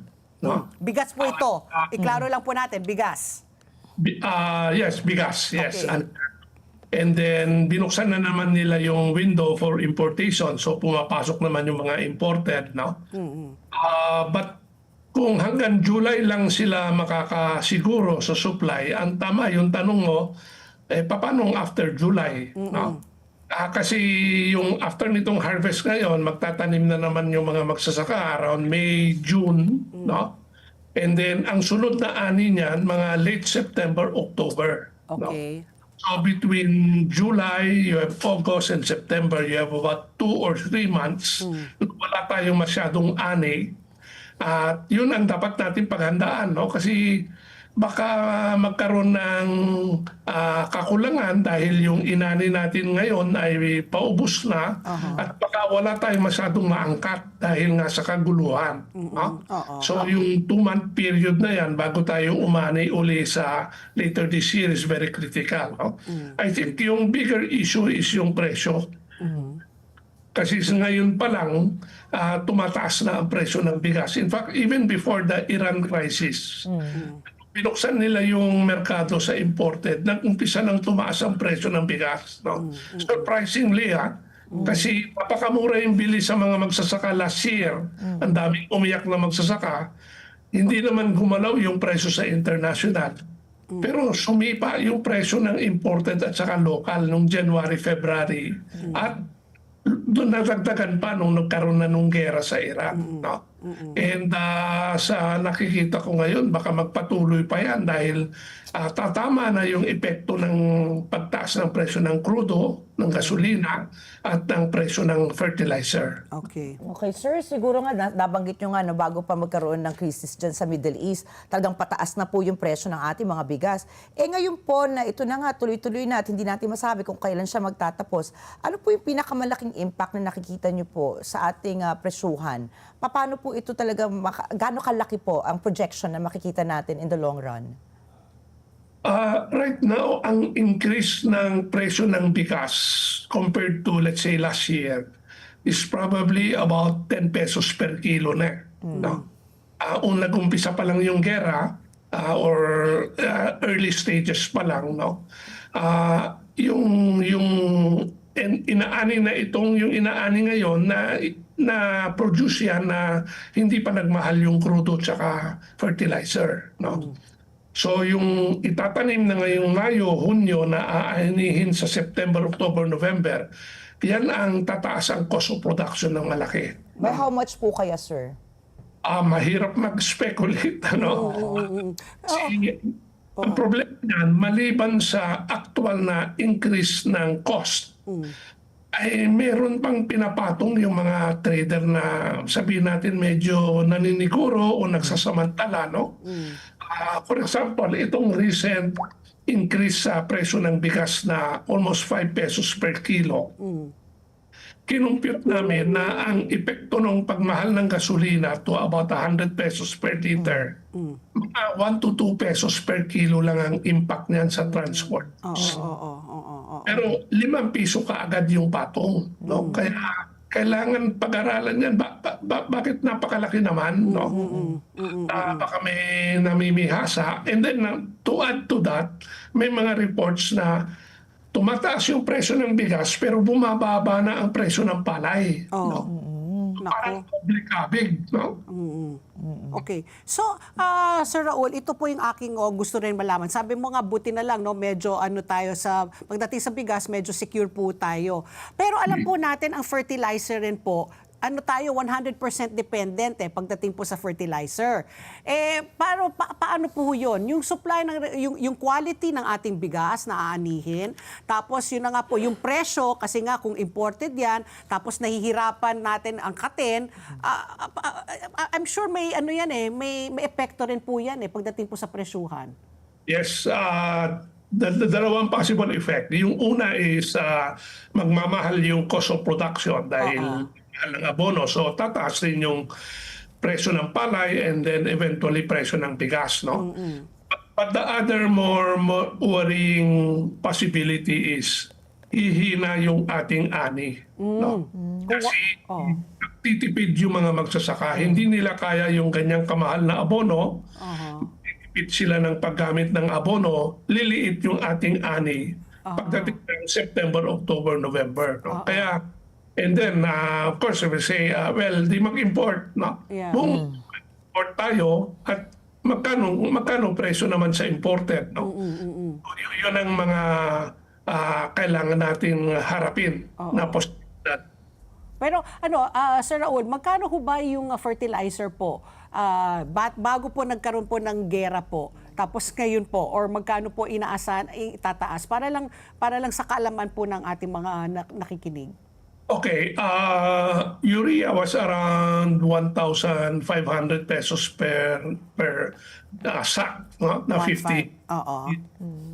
May mga report na nagdoble na siya. Wow. Or magdodoble.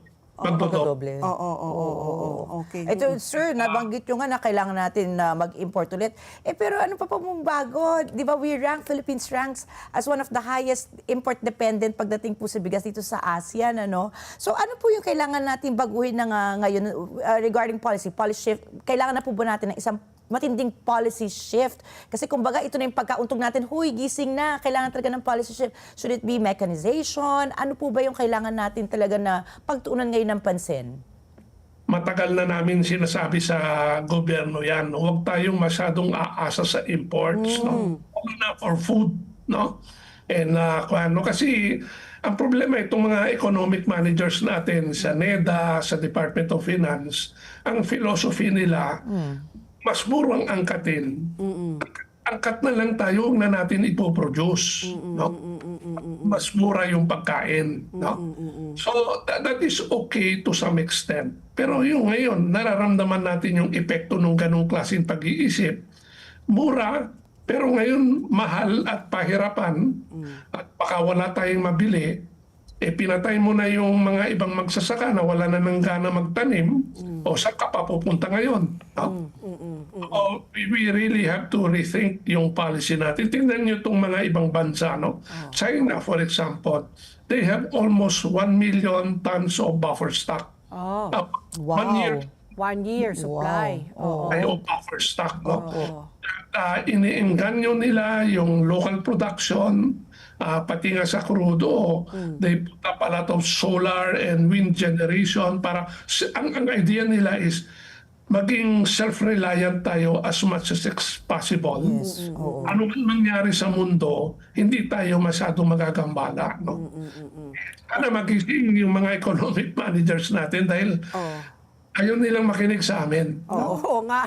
Bakit kaya ayaw nila makinig sa inyo?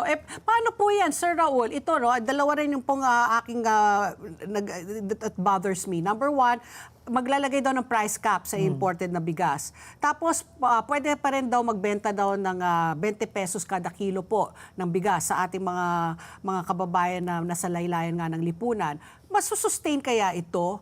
Or again, pansamantala lang. Kung umabot na naman po yung gera na sabi natin na lampas na nung anihan, ito nga yung planting season, July to September, paano po yan? Saan nila kukunin po yung bigas na 20 pesos kada kilo na ibebenta sa ating mga kababayan? Tapos yung price cap, baka wala na pong mga importers, mga traders po na magpapasok or i-hoard nila muna ulit yan bago nila ipalabas para po magkaroon ng artificial shortage. Di ba? Alam na po natin yung galawan nitong mga traders na ito. Pag talagang kagipitan, doon talaga sila nagsasamantala . Yung 20 peso rice, it's a subsidized rice. No? Galing yan sa stock ng NFA. Bawat kilo na binibenta nila ng 20 pesos, nalulugi ang gobyerno ng around 20 to 25 pesos. No? Artificial yan. Siguro kung ibibigay nila sa mga mahihirap, okay lang naman yan. Pero pinapalabas nila, they were able to find a way to bring down the price of rice to 20 pesos, which is medyo hindi naman kapani-paniwala dahil subsidy yan. Subsidy. Okay. Ngayon yung 50 pesos, magsiset sila ng maximum price. No? Depende na lang kung yung mga importer at mga trader ay kikita pa sa ganung klaseng maximum price. No? Kasi kung wala silang kikita, hindi sila magbibenta, hindi sila mag-i-import. No?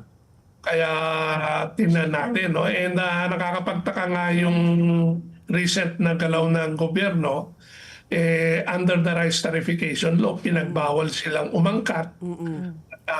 Suportahan na lang yung sariling magsasaka natin. Tapos, they have been importing all along. No? Through government corporations na patak. No? At yun ang binibenta nila at 48 pesos per kilo. Ngayon, maganda naman siguro yung objective, but they are not following the law. No? sila mismo yung nasa gobyerno, humahanap silang paraan para makaiwas sa batas. No? Yun ang hindi maganda. Kaya no? nga oo. So, Sir Raul, tayo ho ba ay kumpiyansa ho ba kayo na maski na papaano may magagawang mga intervention po ang ating pamahalaan para po hindi po talaga tayo magkulang sa pagkain, sa bigas, at saka magiging abot kaya pa rin po ng ating mga kababayan? Yung supply, palagay ko, mas madali yan. No? Kahit walang abono, kahit walang masyadong support, magtatanim pa naman yung mga magsasaka at magbibenta.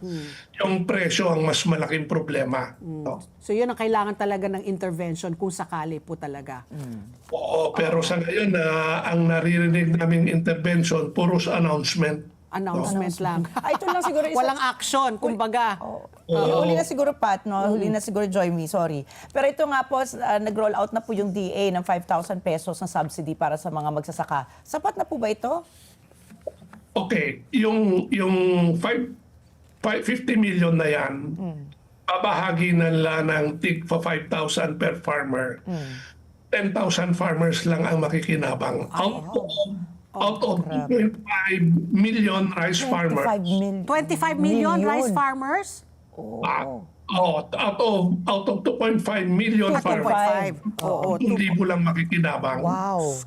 And then, yung siswertehin, makakakuha ng libreng 50 liters of gasoline dahil 5,000, di ba? Oo.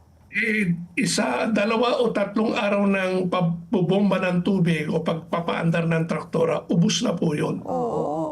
So it's very small. I can understand, no? Napakalawak yung problema, napakalaking problema. Pero I hope they don't raise yung expectations ng farmers na as if lahat kayo makikinabang. Oo. Ganun pala kadami, no? 2.5 million farmers. Tapos imagine wala pang 10% kung mabibigyan ng subsidy ngayon. Ilan lang sila. Palay pa lang yun, ha? Wala pa yung ibang tanim.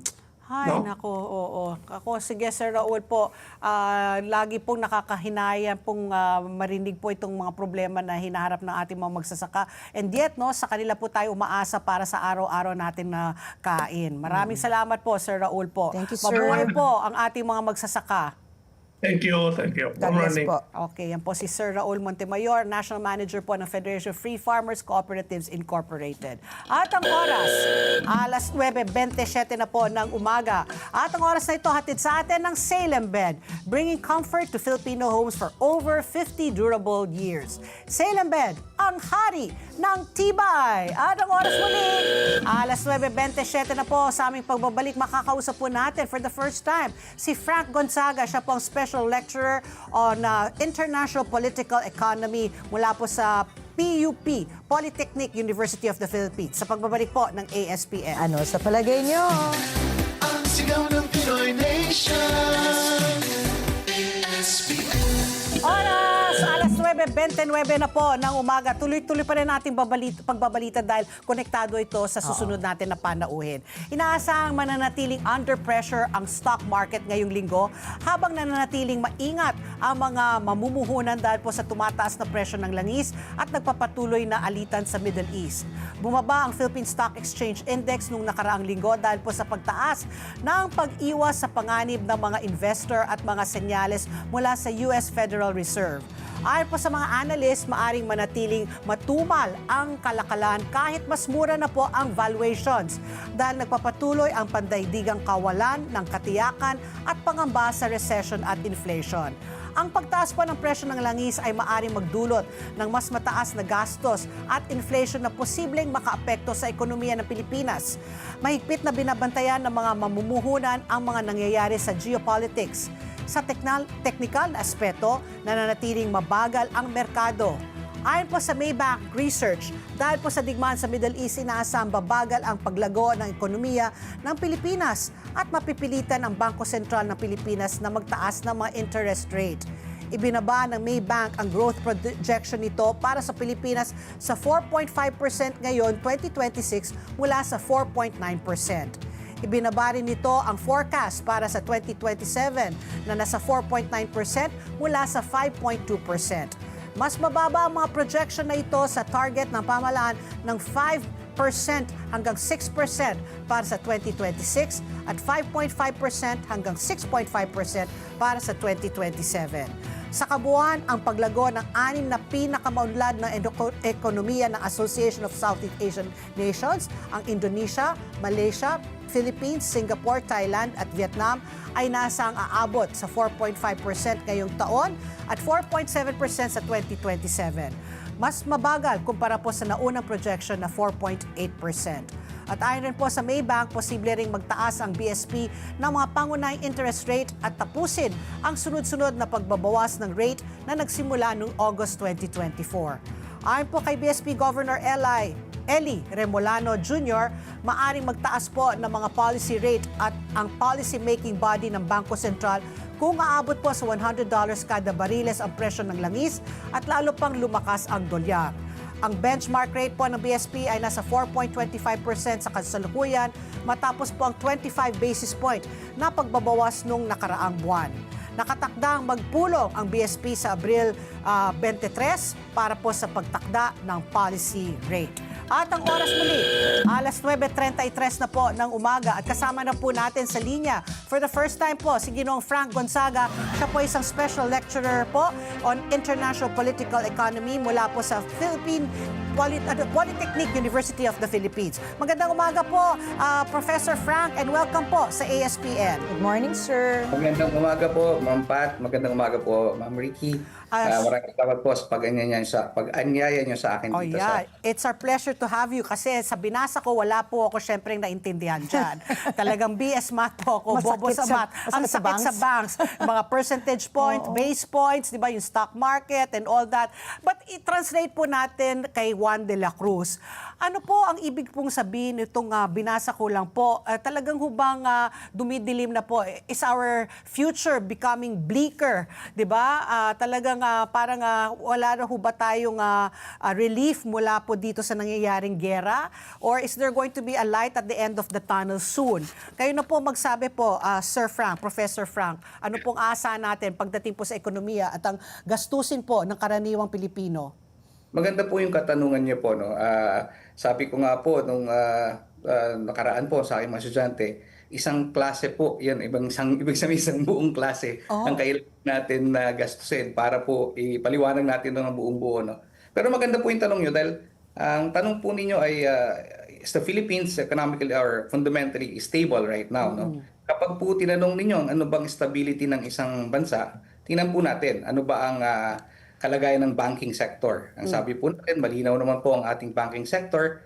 Wala naman pong bank runs, wala naman pong, kumbaga, walang mataas na credit na exposure na kailangan nilang, na kumbaga, magbabagsak ang ating banking system. Wala pong ganun sa Pilipinas. Ating pong growth, nakikita po natin that there's still, dun po sa binasa ninyo kanina, there is still a projection for growth. Ibig sabihin, pwede pa rin po tayong magkaroon ng growth, no? Despite the existing challenges.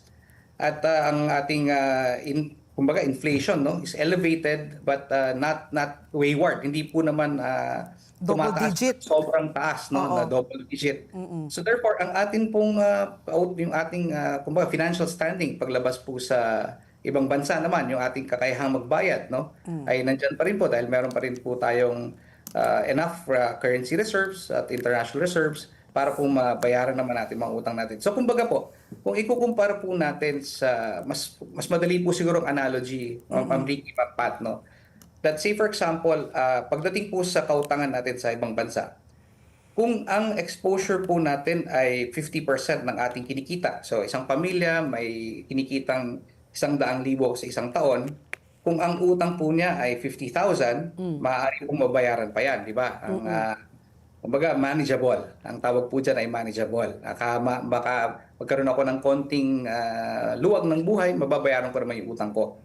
Pero kung ang utang po natin ay doble na doon sa ating kinikita, kaya say for example, 200,000 na, doble na ang ating kinikita sa isang taon, medyo yan po, medyo mahirap na or may mataas na po na risk na hindi tayo makapagbayad sa utang natin dahil mas malaki na po yung ating utang kaysa sa ating kinikita. So, yun po yung mga pamantayan kung stable pa ba yung ekonomiya mo or hindi pa or mahihirap tayo at tataas. Yun po muna. So, Prof, parang after listening to you, parang medyo optimistic po kayo, no? Hindi naman tayo sadsad na sadsad sa putikan, kumbaga hindi pa naman tayo pinupulot sa kangkungan. Meron pa naman, medyo umaahon pa ho tayo, correct? Parang Opo. you're not so you don't seem so you're not in a panic mode, or you're not so scared of what's happening. Very very manageable, in other words. Ang dahilanan po ng ng ating present circumstances po kasi ngayon ay generally po kasi supply driven ang inflation. Ibig sabihin po depende po sa presyo ng langis, medyo talagang nakakabahala po. Tsaka depende po sa presyo ng bigas. Yan po ay supply driven. Ibig sabihin ito po ay ito po ay hindi natin napoproduce dito. So kumbaga may structural gap po tayo, no? Oo. At production gap, hindi naman tayo nakakagawa ng sarili nating langis. So ang ating inflation ay largely supply driven. Pero ang maganda po ay may buffer po kasi tayo dito sa Pilipinas. Ang ating pong ekonomiya ay largely also buoyed by sinusuportahan ng remittances ng ating mga OFWs. At ang BPO sector po natin ay matatag at resilient.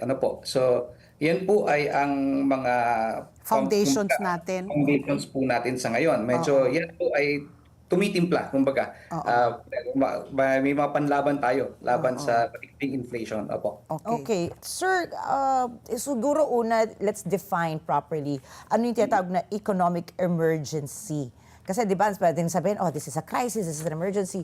Pero tama po ba, correct me if I'm wrong, pero an economic emergency is a situation kung saan po mataas na po yung presyo ng mga bilihin, yung halaga po ng piso ay sumasadsad, at pati po yung kabuhayan po ng tao. Pero batay nga po sa datos na sinasabi ninyo, wala pa po tayo sa puntong ito? Tama po ba? I want to put a premise po to my question. Wala pa tayo based on the data. Kasi nga, sabi ni Papi, parang you're not bothered, you're not in a panic mode. So, to be clear, we're not yet at this point that we are actually in an economic emergency. But ma'am,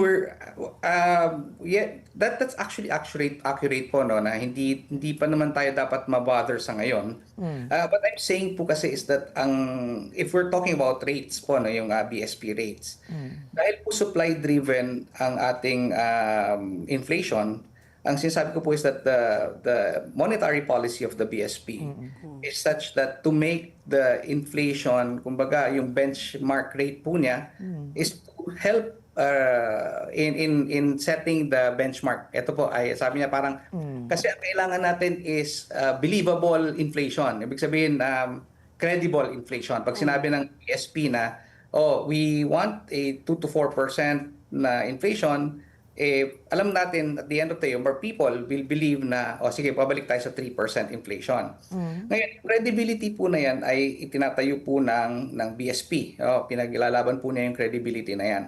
At ang sinasabi po naman natin is that yung credibility na yan ay nararamdaman ng tao. Nararamdaman po ng tao. It's the people who feels the credibility. Ngayon, ang sinasabi lang po natin is that kapag tumaas ang presyo at nahirapan at ang mga taong bayan po mismo ang nagsasabi na hindi ko na ma-afford, hindi ko na kaya ang pagkakataon na to, hindi ko na kaya ang ordinaryong presyo ng mga bilihin, ng bigas, ng pagkain, yan po ay sapat na dahilan upang sabihin na baka nga may emergency na. Yun po. Okay.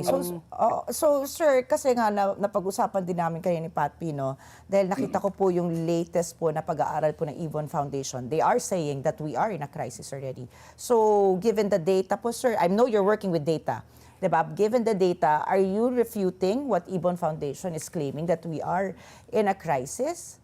No, ma'am. I'm not refuting that there is a reasonable basis po, no, na talagang maybe we are headed there. No? We are headed but not yet there. Opo. Pero ito nga, sir, sa araw-araw po nakakapanayam namin, yung iba't ibang sektor po ng lipunan, ramdam na po ng tao yung pagtaas po ng bilihin, yung mga pasakit ngayon na dulot din siyempre. Lahat, pamasahe, tumataas, bigas, tumataas, lahat na po tumataas.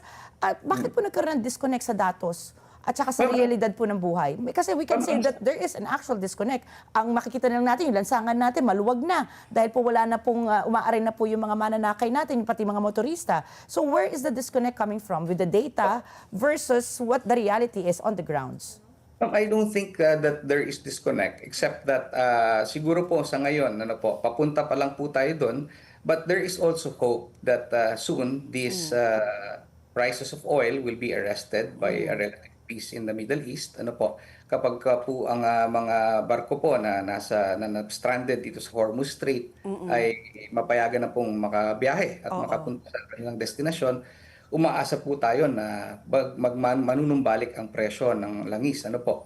So there is an emergency crisis but there is also a belief that soon as the war ends at as soon as maalaw po itong mga sasakyan na pandagat po na ito na makatawid sa Hormuz Strait manunumbalik na po ang ating presyo ng langis. Okay. Opo. So Prof, ito po no, yung mga kasi yung mga pangamba nga no ni Juan de la Cruz, syempre yung araw-araw na gastusin po nila. Ano bang masasabi po natin ang tunay na ugat po ng problema? Kakulangan rin ho ba, hindi rin sapat ho ba ang sinisweldo ng isang minimum wage earner? Iyon ba ay isang dapat rin natin tignan? Pag ito po ay humupa, no, dapat ba i-review natin? Kasi yung piso po natin kung dati, inflation nga, no, yung isang piso po natin dati ay nakakabili ng, kunyari, 2 candy. Ngayon, wala na nga daw nabibili na candy sa pisong halaga eh. So, yung value rin ng pera po natin, sure, kumikita nga tayo, sabihin natin, ng 650 kada araw. Pero yung mga produktong nabibili po natin, yung ba ay tunay na value? Or it's it's not the true value. It's less than what we're paying for. Yung usapin po sa wage po ay determined by the Regional Tripartite Yes, oo. Board. At ito po ay ayon sa datos din po na nakakalap nila. So kung ang tingin pa, pero sa tingin tama po kayo no, sa tingin ko po naman ang ating pong sweldo ay dapat mag-reflect.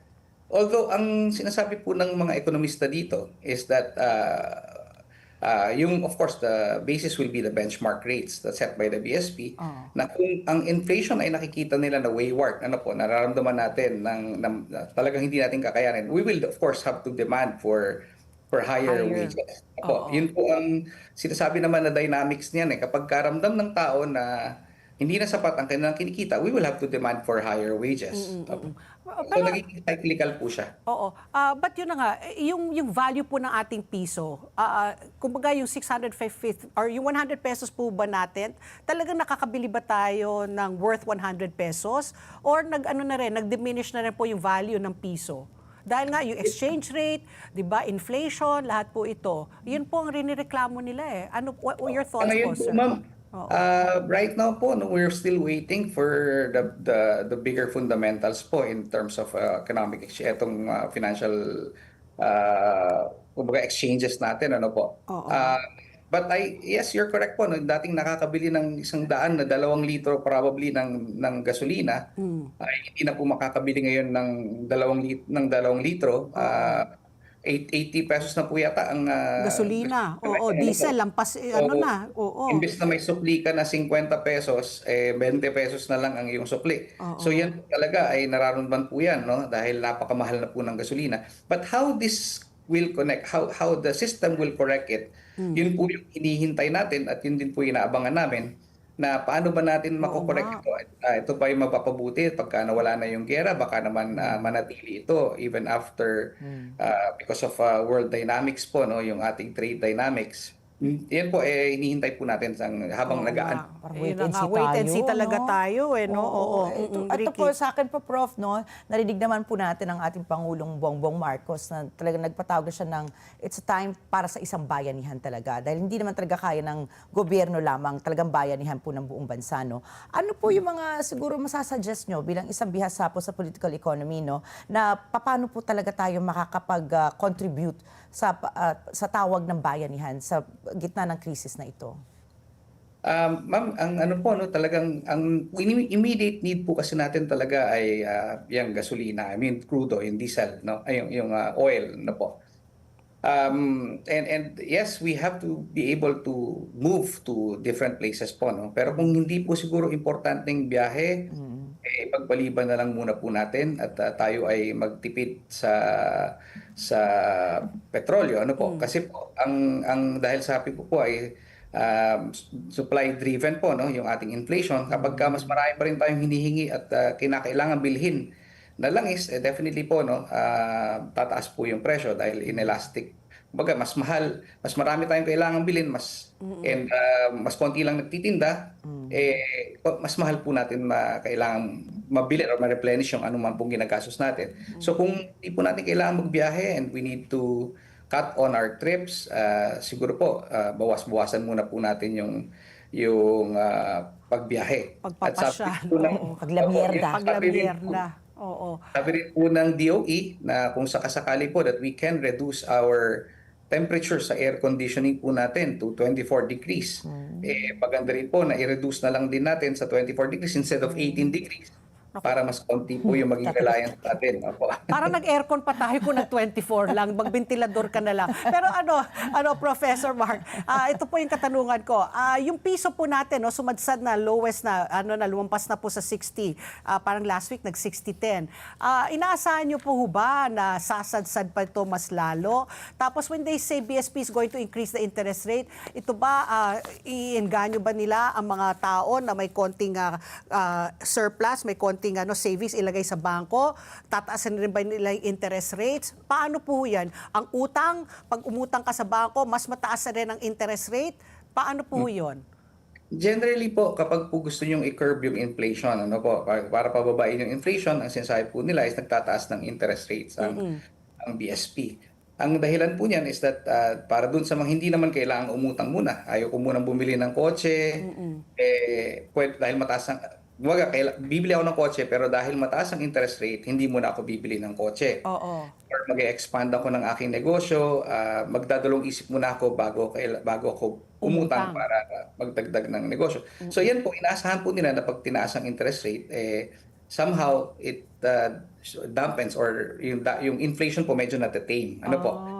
So yun po yung isang primary monetary policy po natin. No? But in the long run po, ang sinasabi po natin, so we have to address yung structural po natin na gap. So kailangan siguro, we have to rethink na saan ba natin yung enerhiya, katulad po ng enerhiya, saan ba natin kinukuha ang ating enerhiya? So siguro po, tama po na ngayon ay meron tong drive tayo papunta sa renewable energy para yung dependency po natin sa oil ay medyo kahit konti bumaba po ng tapos po yung ating siguro yung agricultural productivity para hindi po tayo masyadong angkat ng bigas o kaya po ng mga pangunahing pambilihin like katulad po ng manok at ng baboy. Siguro po dapat meron din tayong ipanukala na towards greater food security para po yung dependency natin sa mga pangunahing mga pangangailangan na ito ay mabawasan po doon sa pammerkadong demand, yung global demands at tayo po meron tayong kakayahan. So yun po siguro. Yung dollar po, yung exchange rate po, nakikita nyo bang mas sasadsad pa ang ating piso kontra dolyar? Although syempre magandang balita yan para sa ating mga OFWs. The exchange rate po kasi ma'am is a function really of kasi ang dollar po basically we need the dollar so that we can purchase po yung mga oil and imports po natin yan po kasi ginagamit nating currency So depende po sa demand natin ng goods ng mas marami tayong binibili na inaangkat mas dumadami po ang pangangailangan natin sa dollar and because it's a supply and demand relationship sana po naman na yung bababa po ang at kumbaga ma-regulate or regularize natin or ma-stabilize natin ang demand natin sa mga ini-import natin mag-stabilize din po ang ating dolyar. Katulad po ng nasabi ko kanina, we have buffers po that are existing. Our OFW remittances are steady supply of dollars. And also yung ating pong BPO centers at sector dito sa Pilipinas ay may nagdadagdag din po ng supply ng dollar sa atin. So hopefully po, magpatuloy-tuloy din po na magpadala sa atin yung mga remittances natin ay patuloy pa rin po maging malakas at saka po yung ating BPO sector ay patuloy na maasahan. Sa akin naman po, Prof, siguro, no, alam naman natin, life goes on. Kahit nga nakita natin yan nung pandemic, nung COVID-19 pandemic, talagang tuloy-tuloy yung buhay. Marami pa rin po nagninegosyo, lalo na yung mga nakaipon. Nung nakaraang pandemya po, nakita natin na sumadsad din yung presyo halimbawa ng mga properties. For example, mga lupa, mga kondo, kumbaga. So, is it a good time po? Phone-in question lang po. Is it a good time to invest now in properties, for example? Kasi iba sabi, wag ka munang bumili. Pero yung iba naman, dahil sa kanilang naging karanasan nung pandemya, parang it's the best time yata to buy and invest. Ano po yung masasabi dyan? Ano po, no, ang ating po naging inflation noong around the pandemic, after the pandemic, is around 8%. Ano po, medyo talagang mataas yung ating. And then nagsistabilize po towards end of 2025. But now we're at the reversal po, no? So unti-unti po tumataas yung ating inflation because of these supply different demands po, na inflation. So ang magdating naman po sa property sector, tama po kayo, marami nagsasabi na wag muna kayong bumili ngayon, baka bumaba pa. Pero nagsasabi na it's now time to buy dahil tataas yan after. Ang ano po dyan is that what I am sure lang po ngayon, masasagot po ngayon is it's a renter's market. Ano po, yung mga nangungupahan ay mas maganda po para sa mga nangungupahan ng property sector ngayon. Tungkol po sa pagbili, ma'am, it's a complete different dynamics po. No? May iba po na mag-speculate at may iba po na hindi naman mag-speculate. But I'd rather err on the side of caution. Po na Cash is king. Okay. Cash is king. Oo, ako rin. I agree with you, Prof. Cash is king rin talaga. Kasi nga, di ba, sabi nga nila ngayon, ang daming mga condos kasi nga nag-alisan yung mga pogo. So maghintay ka na lang na bumagsak yung presyo pa mas lalo bago pa talagang mag-invest ka. So, any last words, Sir Frank? Anong mga tips mo sa amin? Mga saving tips, economic tips, ano pa bang mga lahat na po ng pagsisikip ng sinturon. Sige po. Ma'am, sa ngayon po, Ricky, Ma'am Pat, siguro po now is also one of the more challenging times that we're facing because of that isigalot po sa Middle East. At tayo ay naapektuhan dito. Ang layo-layo po natin, naapektuhan tayo. Ito po ay dahil sa global trade na tayo ay nakadepende. Sa ating po maabot ng kaya natin po, siguro ngayon panahon din po na magkaisa-isa tayo at siguro yung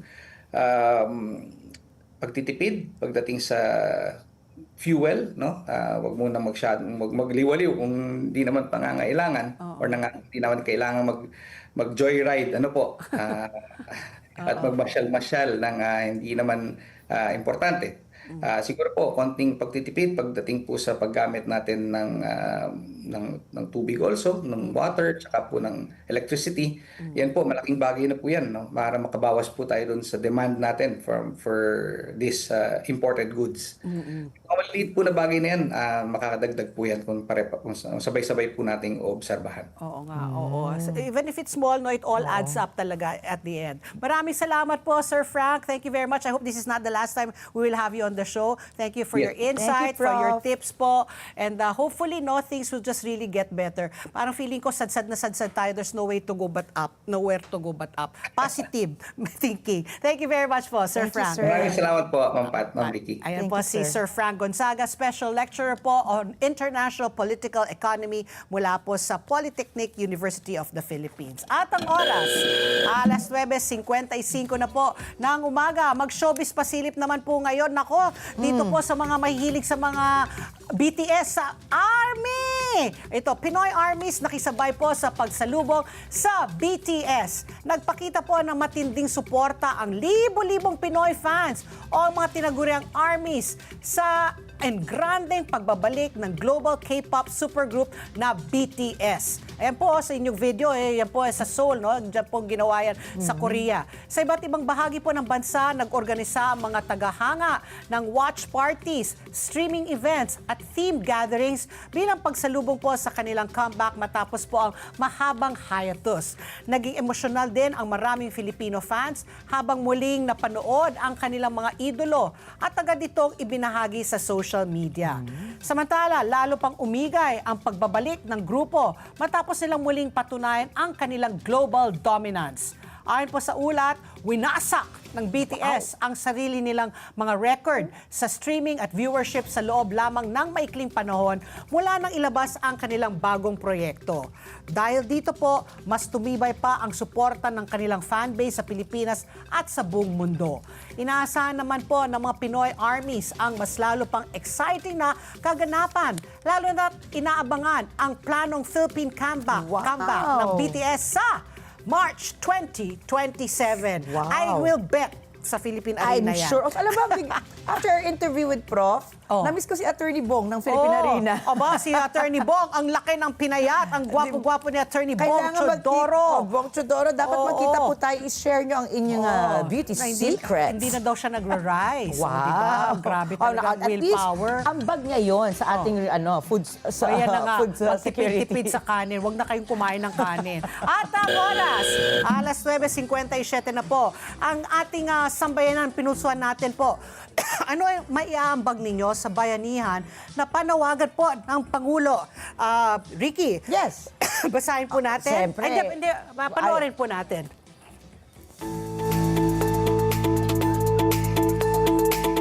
Sa amin, hindi kami nagtaas. Ang City Hall nagbigay na ng fare matrix sa amin na 30 pesos ang pamasahe. Pero dito sa QC-BAP kasi, may puso kami. Bali, 25 lang ang kinuha namin na pamasahe nila. Dahil tulong na rin sa commuters, mga kababayan natin na sagad din sa hirap. Tapos, ngayon lang kami nagtaas kasi yung gas talaga, hindi na talaga kayang hindi na kayang kontrolin eh. Ambag ko, hindi pa rin ako nagbabago ng presyo. Instead na magtaas kami, yun na lang napag-usapan namin sa mga tindera na huwag nyo nang baguhin yung presyo. Basta lesser lang yung servings ba. Grabe, no? Talagang mag-isip na talaga ng mga tipid tips. Sabi ko nga, ibalik na nga si Asyong Aksaya para paalala na huwag talaga tayo mag-aksaya. Okay, greetings natin, Ricky Happy Girl. birthday po kay Brian Season mula sa Santa Cruz, Ilocos Sur. At happy birthday na po kay Melencia Nason ng Bombongan, Rizal East. Ayan. Tandaan po na dito sa ESPN, mahalagang inyong palagay. Mahalagang bahagi yan ang paghahanap natin sa katotohanan. Kaya sa bawat isyong napapanahon, parte po kayo ng diskusyon. At tandaan po, ang buhay talaga ay hindi patagalan, kung hindi pasarapan. Kaya sulitin po natin, tawanan lang po natin ang ating mga problema. Mag-food trip tayo ng masarap, gumala. Pero dapat yung gala na, Tipid-tipid na gala. tipid. Kung gagala kayo, mag-carpool, di ba? O mag-bike. Mag-bike, oo, di ba? Maglakad. Maglakad, Oo, di ba? walking. Walking. Oo. At syempre, gumawa tayo ng masasayang alaala. At, nako, matinding panalangin pa rin po. Tama. At samahan niyo pa rin kami bukas dito sa Ano sa palagay nyo? Sunod na po, Kano Umaga Girls! At alas 9:30 po ng gabi, ito ng Aga International dito lamang sa Net25. Happy Monday! Ating sana